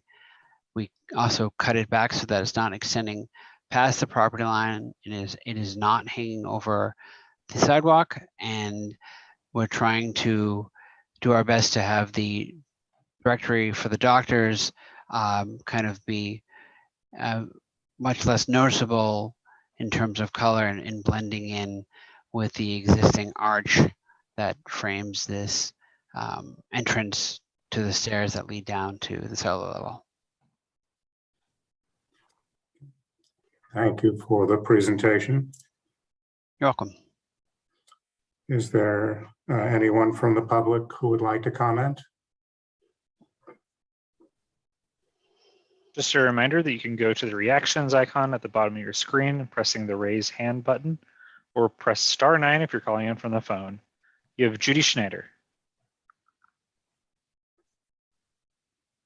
Thank you for the presentation. I walked by there today. I think a lot less wording the beige looks much better than the blue and all the wording that was on there, and pulling it back. I'm very much in favor of this presentation as opposed to what's there now. I do have a question. It may be out of order, but if you will permit me, I've gotten questions from members of the community. Does this office have a handicapped entrance through the building at all? Or is it just through these stairs? No, the handicap entrance is from an entrance on East 66th Street. Okay, but it does have one. You can get in? Yes, 100%. Okay. Thank you. I wasn't able to find out an answer to that question. I appreciate it. Thank you We'll very let the much. building know that they should kind of point that out more. And also the medical people, because somebody called them today and they couldn't get an answer. Okay, I'll make sure our client reaches out to his staff.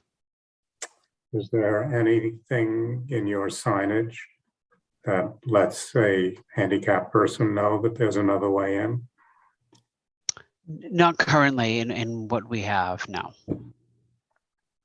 I mean, I think typically that would be something that whoever answers the phone, the receptionist or the executive assistant, would be aware of and convey that to anyone coming to the visit. Well, you might consider it. It's not necessarily a question of appropriateness in context, but you might consider it as a courtesy, because I'm not sure that the receptionist is going to say that every time somebody calls. No doubt. Anyway, anybody else from the public? Okay, well, let's go to the committee and let's start with the beginning of the alphabet. All right, Elizabeth, you can unmute. Yes, I'm sorry to say that I still think this is an eyesore. It may be slightly less of an eyesore than the previous version, but less of an eyesore isn't good enough, I don't think. I think it's sad that they have this problem, but they have all these stairs. This is a terrible entrance from this picture. I haven't gone around and checked it, but since they have a handicapped entrance somewhere, they've got another entrance somewhere, and I think that they ought to use that rather than this. Look at these stairs. Even if you have an awning on top, when it rains and ice and so on, you may cover their, protect their heads, but they're going to fall down and break their necks anyway going down the stairs. So I think that this is something that I certainly am not going to support.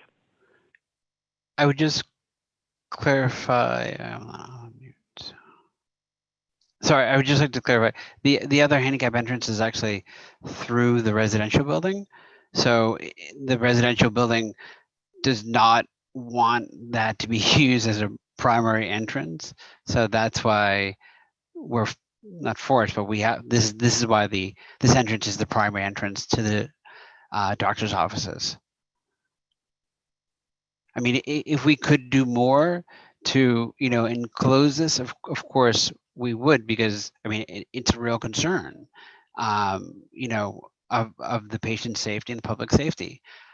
We're trying to do something which is better than nothing, to try to, keep most of the snow and the ice and the rain off of this area and keep it lit, because there'll be lights underneath the awning shining down onto the steps, in the evenings and, when it's dark.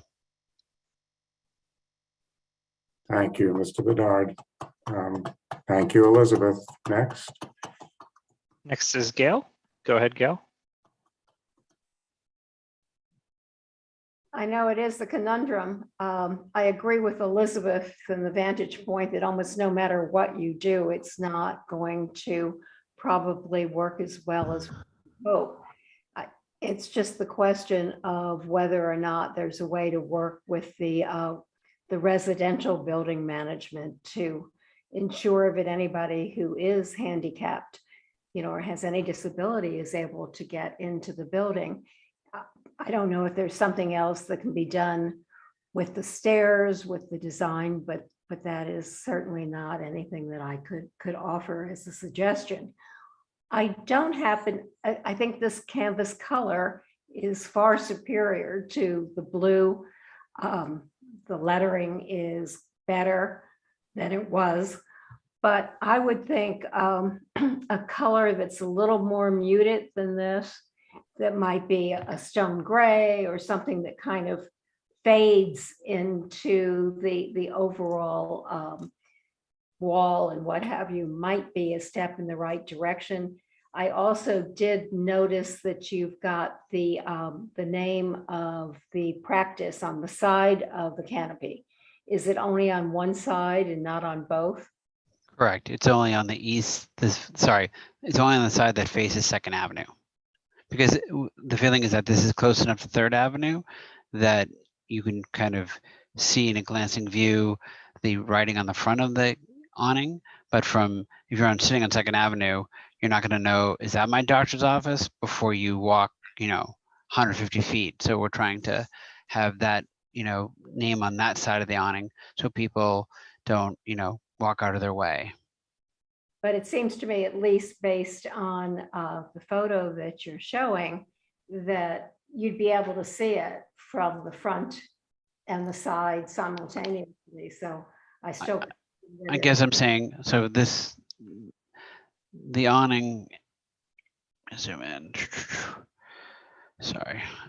So this is the location of the awning. So you could see it from, this is 3rd Avenue.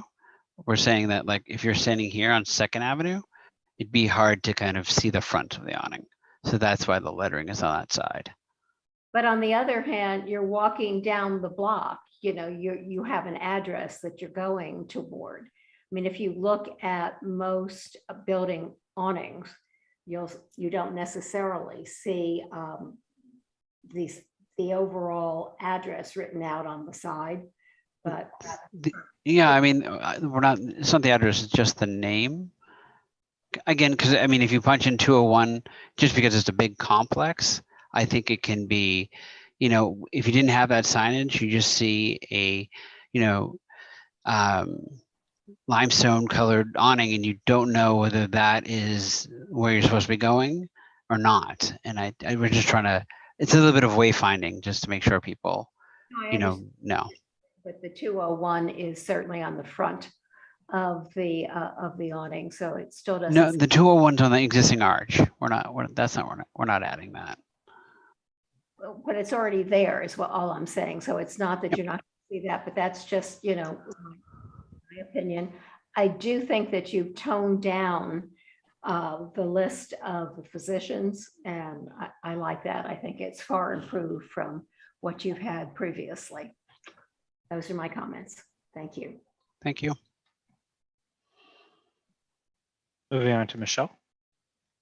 Yeah, so I had the exact same questions and the exact same comments as Gail. This is a marked improvement. There's no question about that. However, when you described the color of the awning, you said you wanted it to blend in with the stone. So I don't know how accurate this color rendering is, but to my mind, it doesn't blend in with the stone. I would like to see it blend with the stone and have a gray tone. I also was concerned about the lettering on the side. And while I understand what you're trying to do, people know that they're following an address. So by the time they turn down this street, they will see the front of the building. So I would like that side lettering eliminated, and I would like to see a grayish tone, like the stone. In terms of the handicap, I like what you did with the physicians list, and there's certainly room at the bottom of that to have like a wheelchair sign, and then the address of the handicapped entrance as additional information. Although by the time somebody got there, they won't be happy to know they have to go around the block, but such is the nature of things. the lighting underneath the awning, is that it looks as though it's a completely lit, like a solidly lit underpinning. Is that what it is? Or in person, do you distinguish bulbs? No, you wouldn't see the bulbs. It'll have a white material that basically hides any fixture. So any lighting fixtures. it'll look like a lit underpinning. And you talked about when this would be on. Does this practice have weekend and nighttime hours? I do not believe they have weekend, but I will have to ask because I'm not sure of the specific. I'm not sure of their specific hours, but I can find that out and let you know. Well, I think it's a good idea you had about the directory too. I think that's to just put that on the bottom. Yeah. But it just looks like it's awfully bright. So if their last appointment is 7 o'clock or whatever it is when the staff leaves, I would like to see this turned off. Sure. There's no intention to leave it on when the practice is not open. Okay. What is that little in picture number 1, the previous condition? Is that being removed completely? That little signboard that's on the sidewalk that says 201? No, not that. Sorry. Although you can explain that as well, but that one, white one. Both those have been removed. Yes. Okay. All right. I really appreciate you coming back. I really do. This is your 3rd time in my recollection. I really appreciate that. But I have to say, I really can't support it in its present form. But I think if you made the corrections that some of us had suggested, perhaps there are others, that would be the fourth time would be the charm.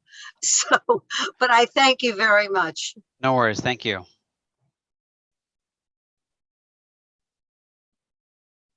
Following Michelle, we have Alida. Thank you. Well, I agree with my colleagues on the lettering and the color. There's something wrong about the shape or the design too, but I can't put my finger on it. I have and I don't know why people can't use street addresses to find buildings anymore. Everyone knows the odd numbers are on one side, the even numbers are on the other. That 200 is between 3rd and 2nd. So I don't really get why we need to have such large letters. I have a question though. Why, who's going to be responsible for cleaning a light colored awning? And I also want to say and be clear that I really appreciate your coming back. I know you've been here a lot. I know you're working on this. It's just the building is special and deserves a lot of specialness for anything that's stuck to it. So, but who does clean it? It would be our client's obligation. And how is there a way to ensure that it's not going to get full of all the stuff that ends up on awnings in New York, like pigeon poop and stuff? I mean, buildings take care of that on their own, but I mean, I don't know. I think, we would, our client would have no issue, making that promise, or, they're looking to, this is a respected medical office. They're looking to make sure everything stays clean and neat.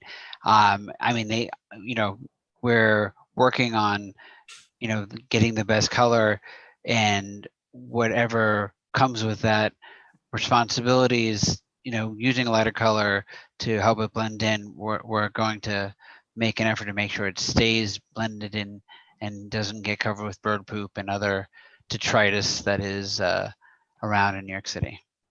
Yeah, I mean, it doesn't look good if you go to a doctor's office and they have a disgusting colored destroyed awning. So and there's no doubt that it's kind of ironic that something so treacherous would lead to a doctor's office. I think there's no doubt that it needs covering and protection for people using it, whether they're staff or patients.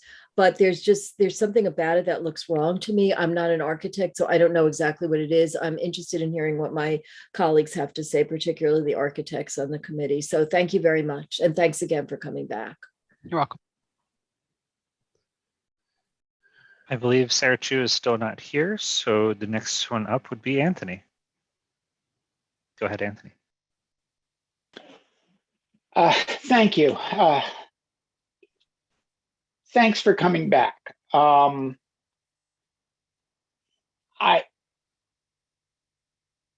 This is still wrong. It is still inappropriate. It's the wrong shape. It looks like exactly what it is, which is a temporary awning. And if in fact we are intending, or you are intending, to make this an appropriate entrance to part of an individual landmark, then it should at least look and feel permanent, and it doesn't. And I still think it's the wrong shape, even more than the color, although I went by the other day and the blue is not right. This is better, but the shape is still wrong. The illuminated ceiling feels wrong. It just doesn't make sense to me. And I think that there are lots of other solutions that would work, that could work as well. I also have to say that, again, this is slightly or more than slightly beyond our purview here, but I think the accessibility really is an issue. And I think that at great expense to you, to your clients, an accessible solution would probably also be more appropriate. So I'm sorry, I am not going to be able to support this for the third time. Thank you. Thanks, Anthony. Following Anthony, I don't believe Harrison is still here. So next would be Marco. Thank you. Let me ask again a question. Is this canopy that I am seeing right now in the picture is already built? Yes, except it's not. It's a blue color rather than this sandstone color. Well, I mean, personally myself, it looks like you don't approve it. I can do whatever I want. That's what I have the perception. When you do before we recommend the approval, so you don't care about our opinion. That's what I perceive myself in the way that you did. The second point is accessibility. Right now, the building code is required to have accessibility in all entrances. Used to be, as long as you provide one entrance, it will be fine. Now, you have to provide entrance in each access to the building. So probably if you explore in that direction, you have a more chance to do something better and reach a higher level in this project, because that forces you to put probably an elevator over there or a lift, but very well organized in that part. So then you can have a accessibility in that part too. So as my colleague said, yes, the shape is wrong. Yes, the light is wrong, and the color too. So try to look something that is more reasonable, more to blend with the stone that you have, rather to have this beige. But I feel very unpleasant and very uncomfortable to see that you did before to come to us. It's like you say, I don't care what is your opinion. I mean, just to speak on that, I would just say that that is no one's intention in this process. We weren't involved originally on this project. We became involved when our client, was made aware of the issue.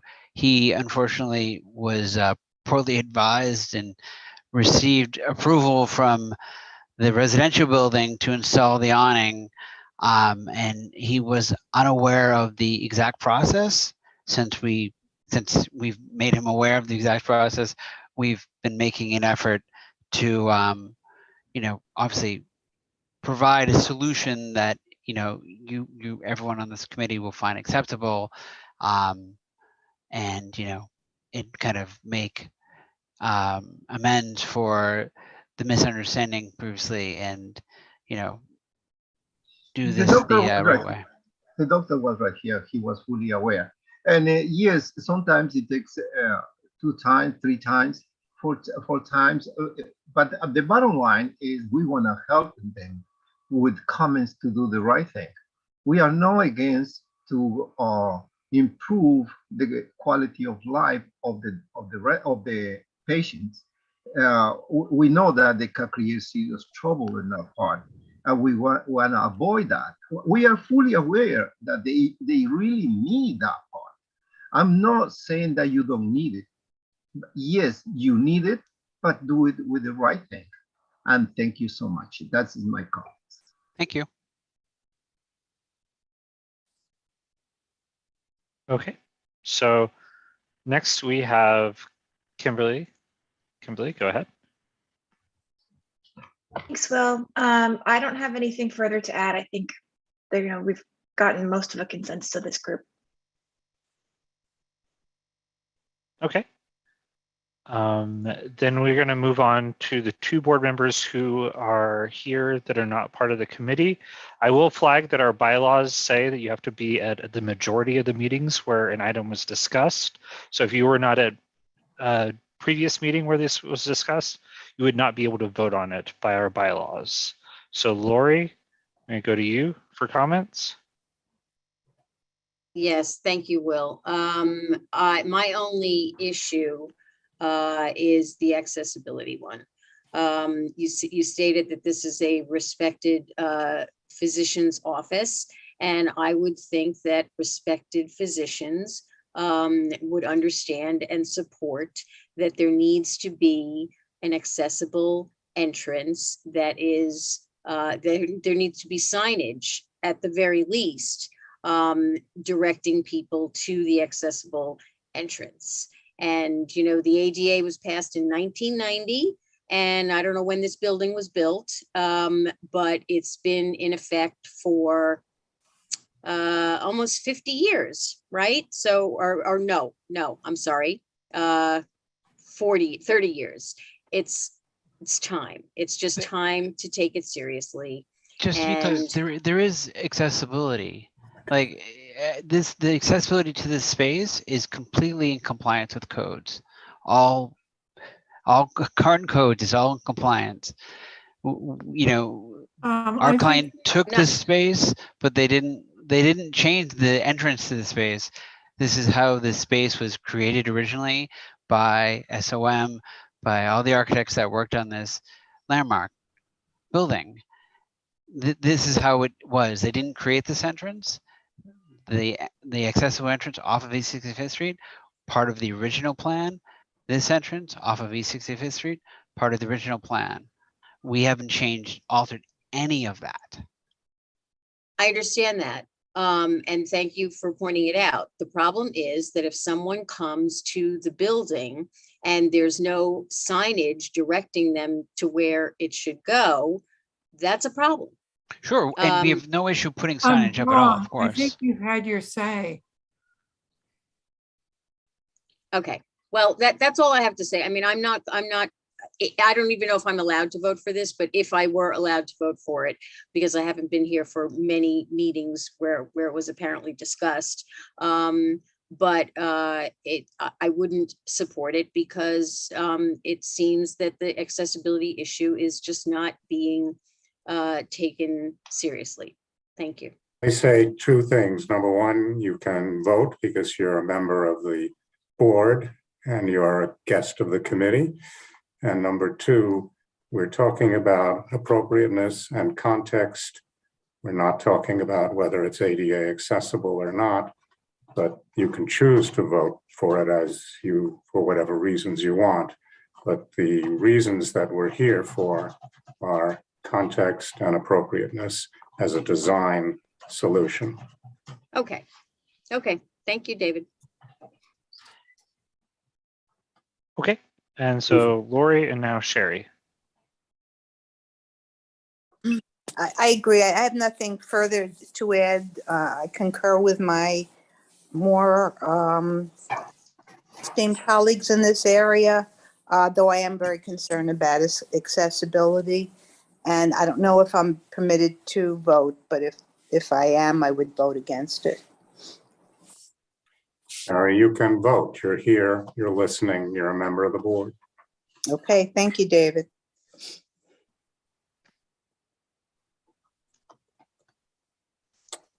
Anybody All right. else? Or are we up to Jane?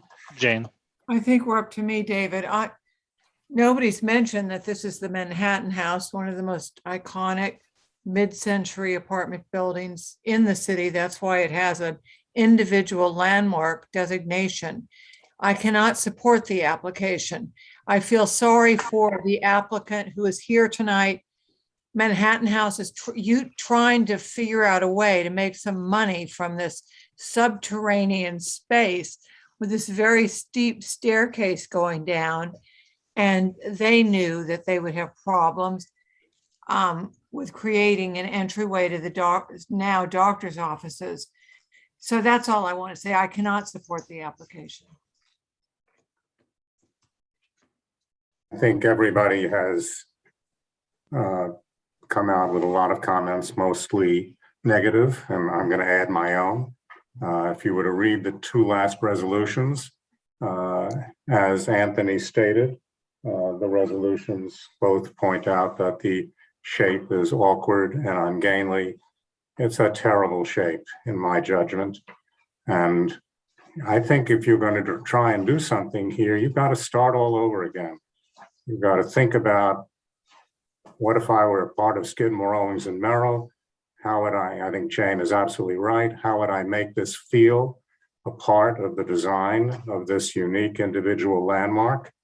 And I think, as Anthony pointed out, this looks temporary. It doesn't look like a way to get into that space that's inviting, in the sense that it does feel permanent and it does feel a part of the architecture of the complex. So I'm very disappointed in your third coming back, and it certainly will not have my support. And with that, I think we need a resolution. A move to disapprove as presented. You have a hand up from Michelle. Well, I was going to make the resolution. Oh, sorry. Well, now you can second it. Well, I thought the chairs weren't supposed to, so you can accept it any way you like, either a second or a proposal, whatever, same resolution. I'll accept it as a second. I think chairs are allowed to make resolutions. We've been doing that as long as I've been on this committee. Will, please call the roll. Okay, give me a second. You should see a disapproval for item 3. This is a disapproval, so a yes means a no. Yes is for the disapproval. All right. Elizabeth. Yes. Thank you. Gail. Yes. Thank you. Michelle. Yes, I just want to say I have new business, so you don't close up shop. All right. Alita. Yes. Thank you. I don't think Sarah's here. Anthony. Yes. Thank you. David. Yes. Thank you. Jane. Yes. Thank you. Marco. Thank you. Yes. All right. Kimberly. Yes. Thank you. And then Lori. Yes. All right. And Sherry. Yes. Thank you. Unanimous. All right. Mr. Bedard, thank you. I guess we'll be seeing you again.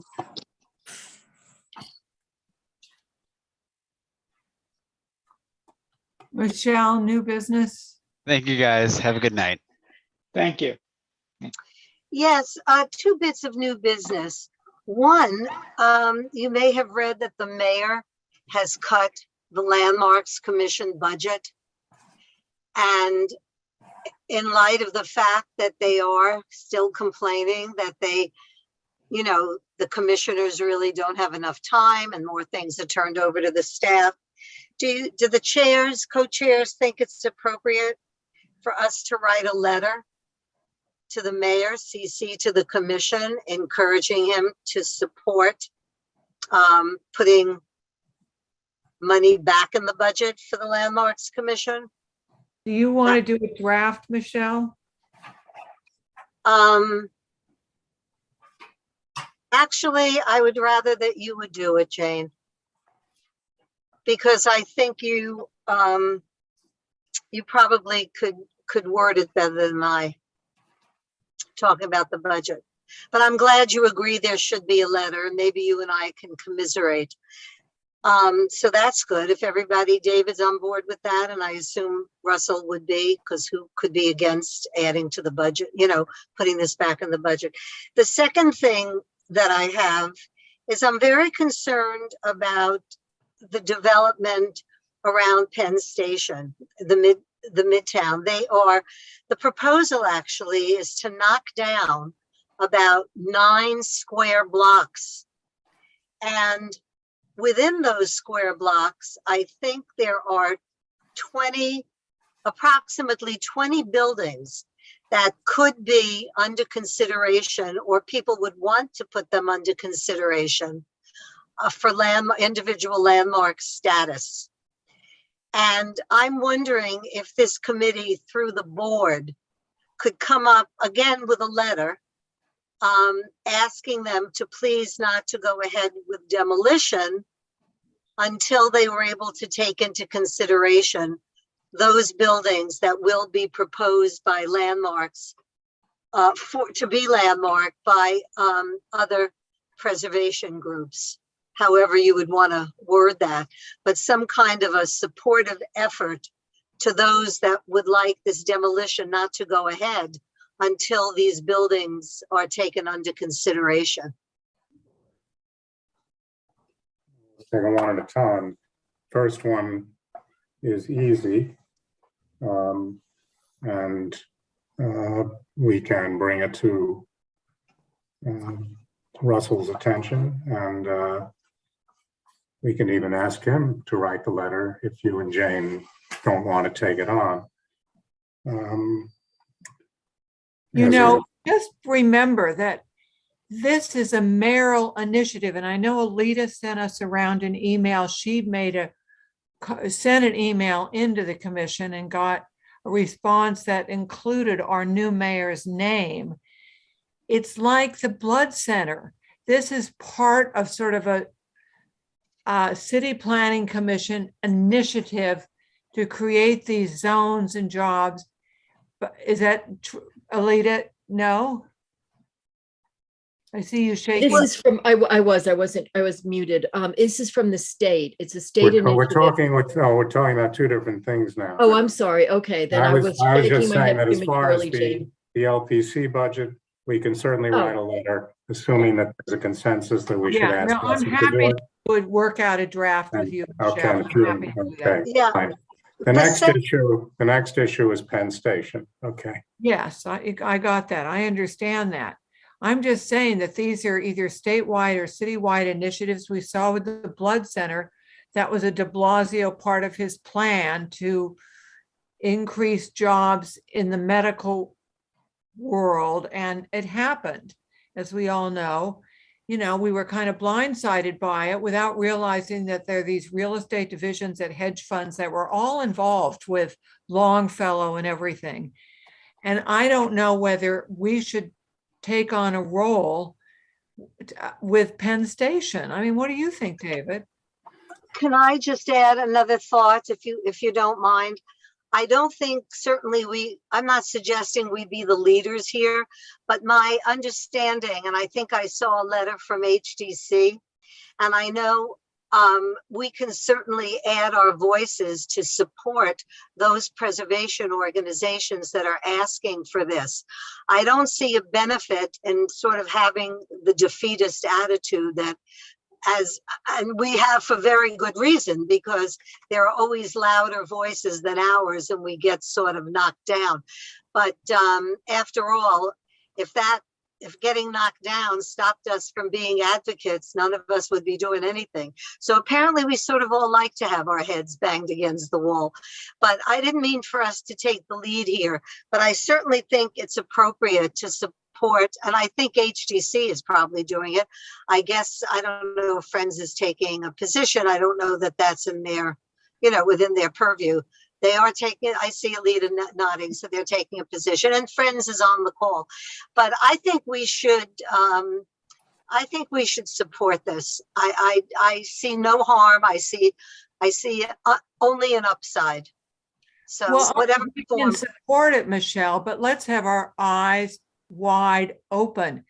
3 East 89th Street, where they, the owner of a private gallery wanted to break the mid-block R8B zoning. The board voted to approve it. I was shocked. Well, for that, you have to talk to your other board, your fellow board members. Well, no, but I'm just in terms saying, of what we think. I don't want to get into a long argument. I'm happy if somebody wants to draft a letter, but I'm just saying I'm with Jane on this. I think we have to be realistic about what we do. This is not the Upper East Side. If there were a role for us, maybe to support the board that is perhaps taking a position for which Penn Station is part of their area of concern. That's one thing, but to just out of the blue, as CB8 starts saying, we don't think something should be happening down around Penn Station. And it's also extremely complicated. It's complicated politically because it's the governor who's doing this.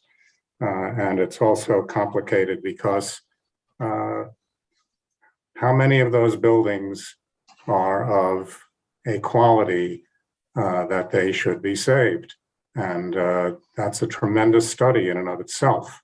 So it's fine to say we should support no demolition, but I think it's not realistic. The only thing I could see doing is possibly supporting the local community board for Penn Station if they feel strongly about it. That's very well said, David. Maybe the first step would be to ask Will to find out which community board has jurisdiction. And see what their position is and whether they would like some help or some support. I believe it's split between CB4 and CB5.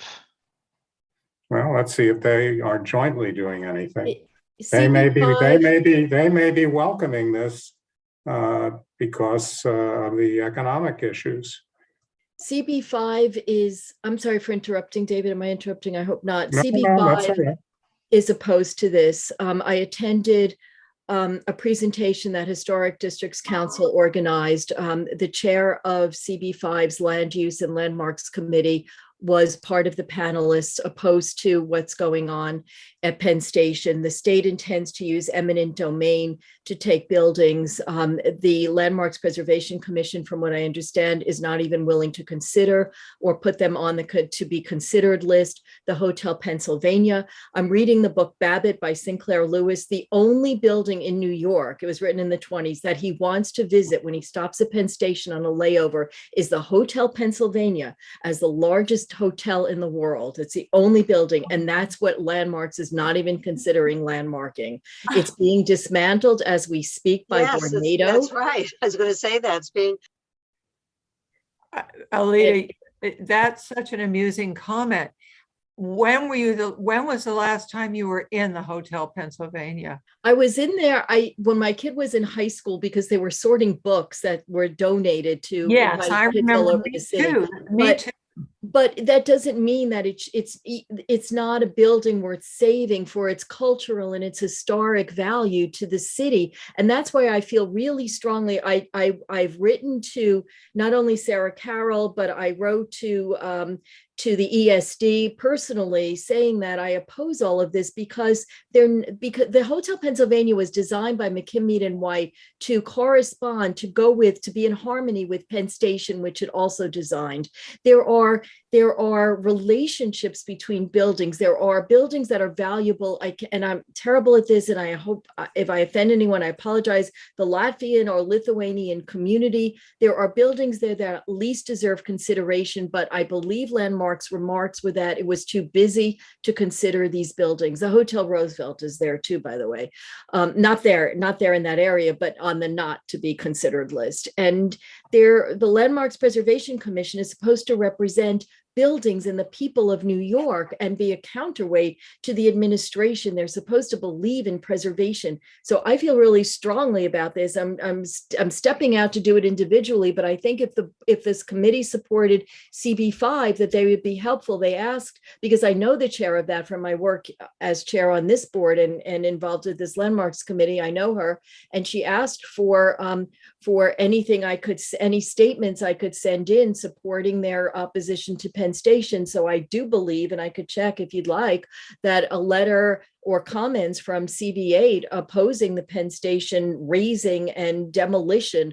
And there could be, the way we saw when the Armani building is being built and the damage to the facade that necessitated demolition of the historic facade next door, that could well happen to buildings in the surrounding area from this demolition. It's a rush job, and it's remaking Hudson Yards for the benefit of Vornado. I don't really know what's going on, but there are plenty of people who live there and shouldn't be displaced, as well as small businesses, as well as churches, as well as the Hotel Pennsylvania. And so I feel strongly, and I think that CB5, but that has nothing to do with you guys, how I feel. I think CB5 would be very happy to have some kind of support in this.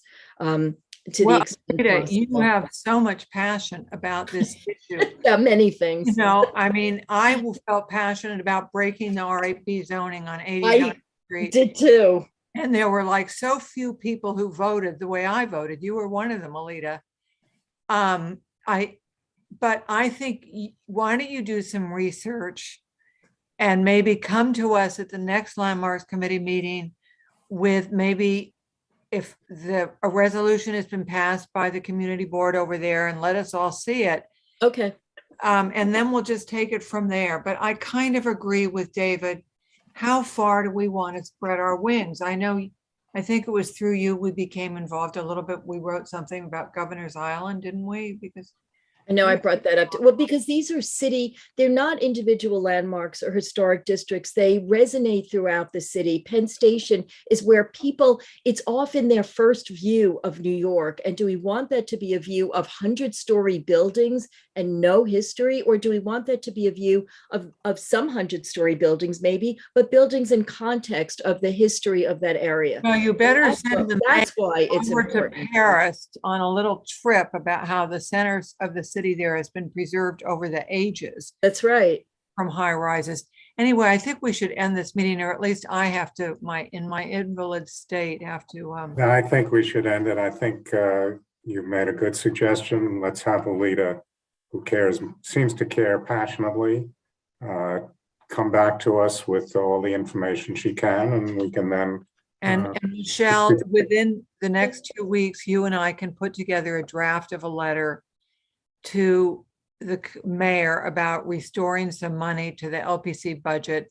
Not that in this climate, who knows what'll happen, but we will get the letter drafted. David, I just wanted to add that I agree with Alita and I agree with Jane. I think we could do some more research. I'm happy to work with her and see what we can come back with, so that however we go forward with support, it'll be an appropriate mechanism, so it doesn't look like we're just coming in from left field. And we will find out all the other historic organizations that might also be in support of this. Okay. Thank you, everyone. It was a very interesting meeting. My first one in 4 months. Anthony, thank you. You've been invaluable. I must say that never be in a car accident is my advice to everyone. In any case, best to all of you. And I'm going to leave the meeting and we'll see everybody next month. And by then, Michelle and I will have our draft done. Great. Would somebody make a motion to adjourn, please? Motion to adjourn. Thank you, Marco. We're adjourned. And if you care about the budget, there's a budget committee meeting tomorrow that you can go and talk about the mayor's preliminary budget and advocate there too at 6:30 p.m. Thank you, Will. Okay, have a good night, everybody.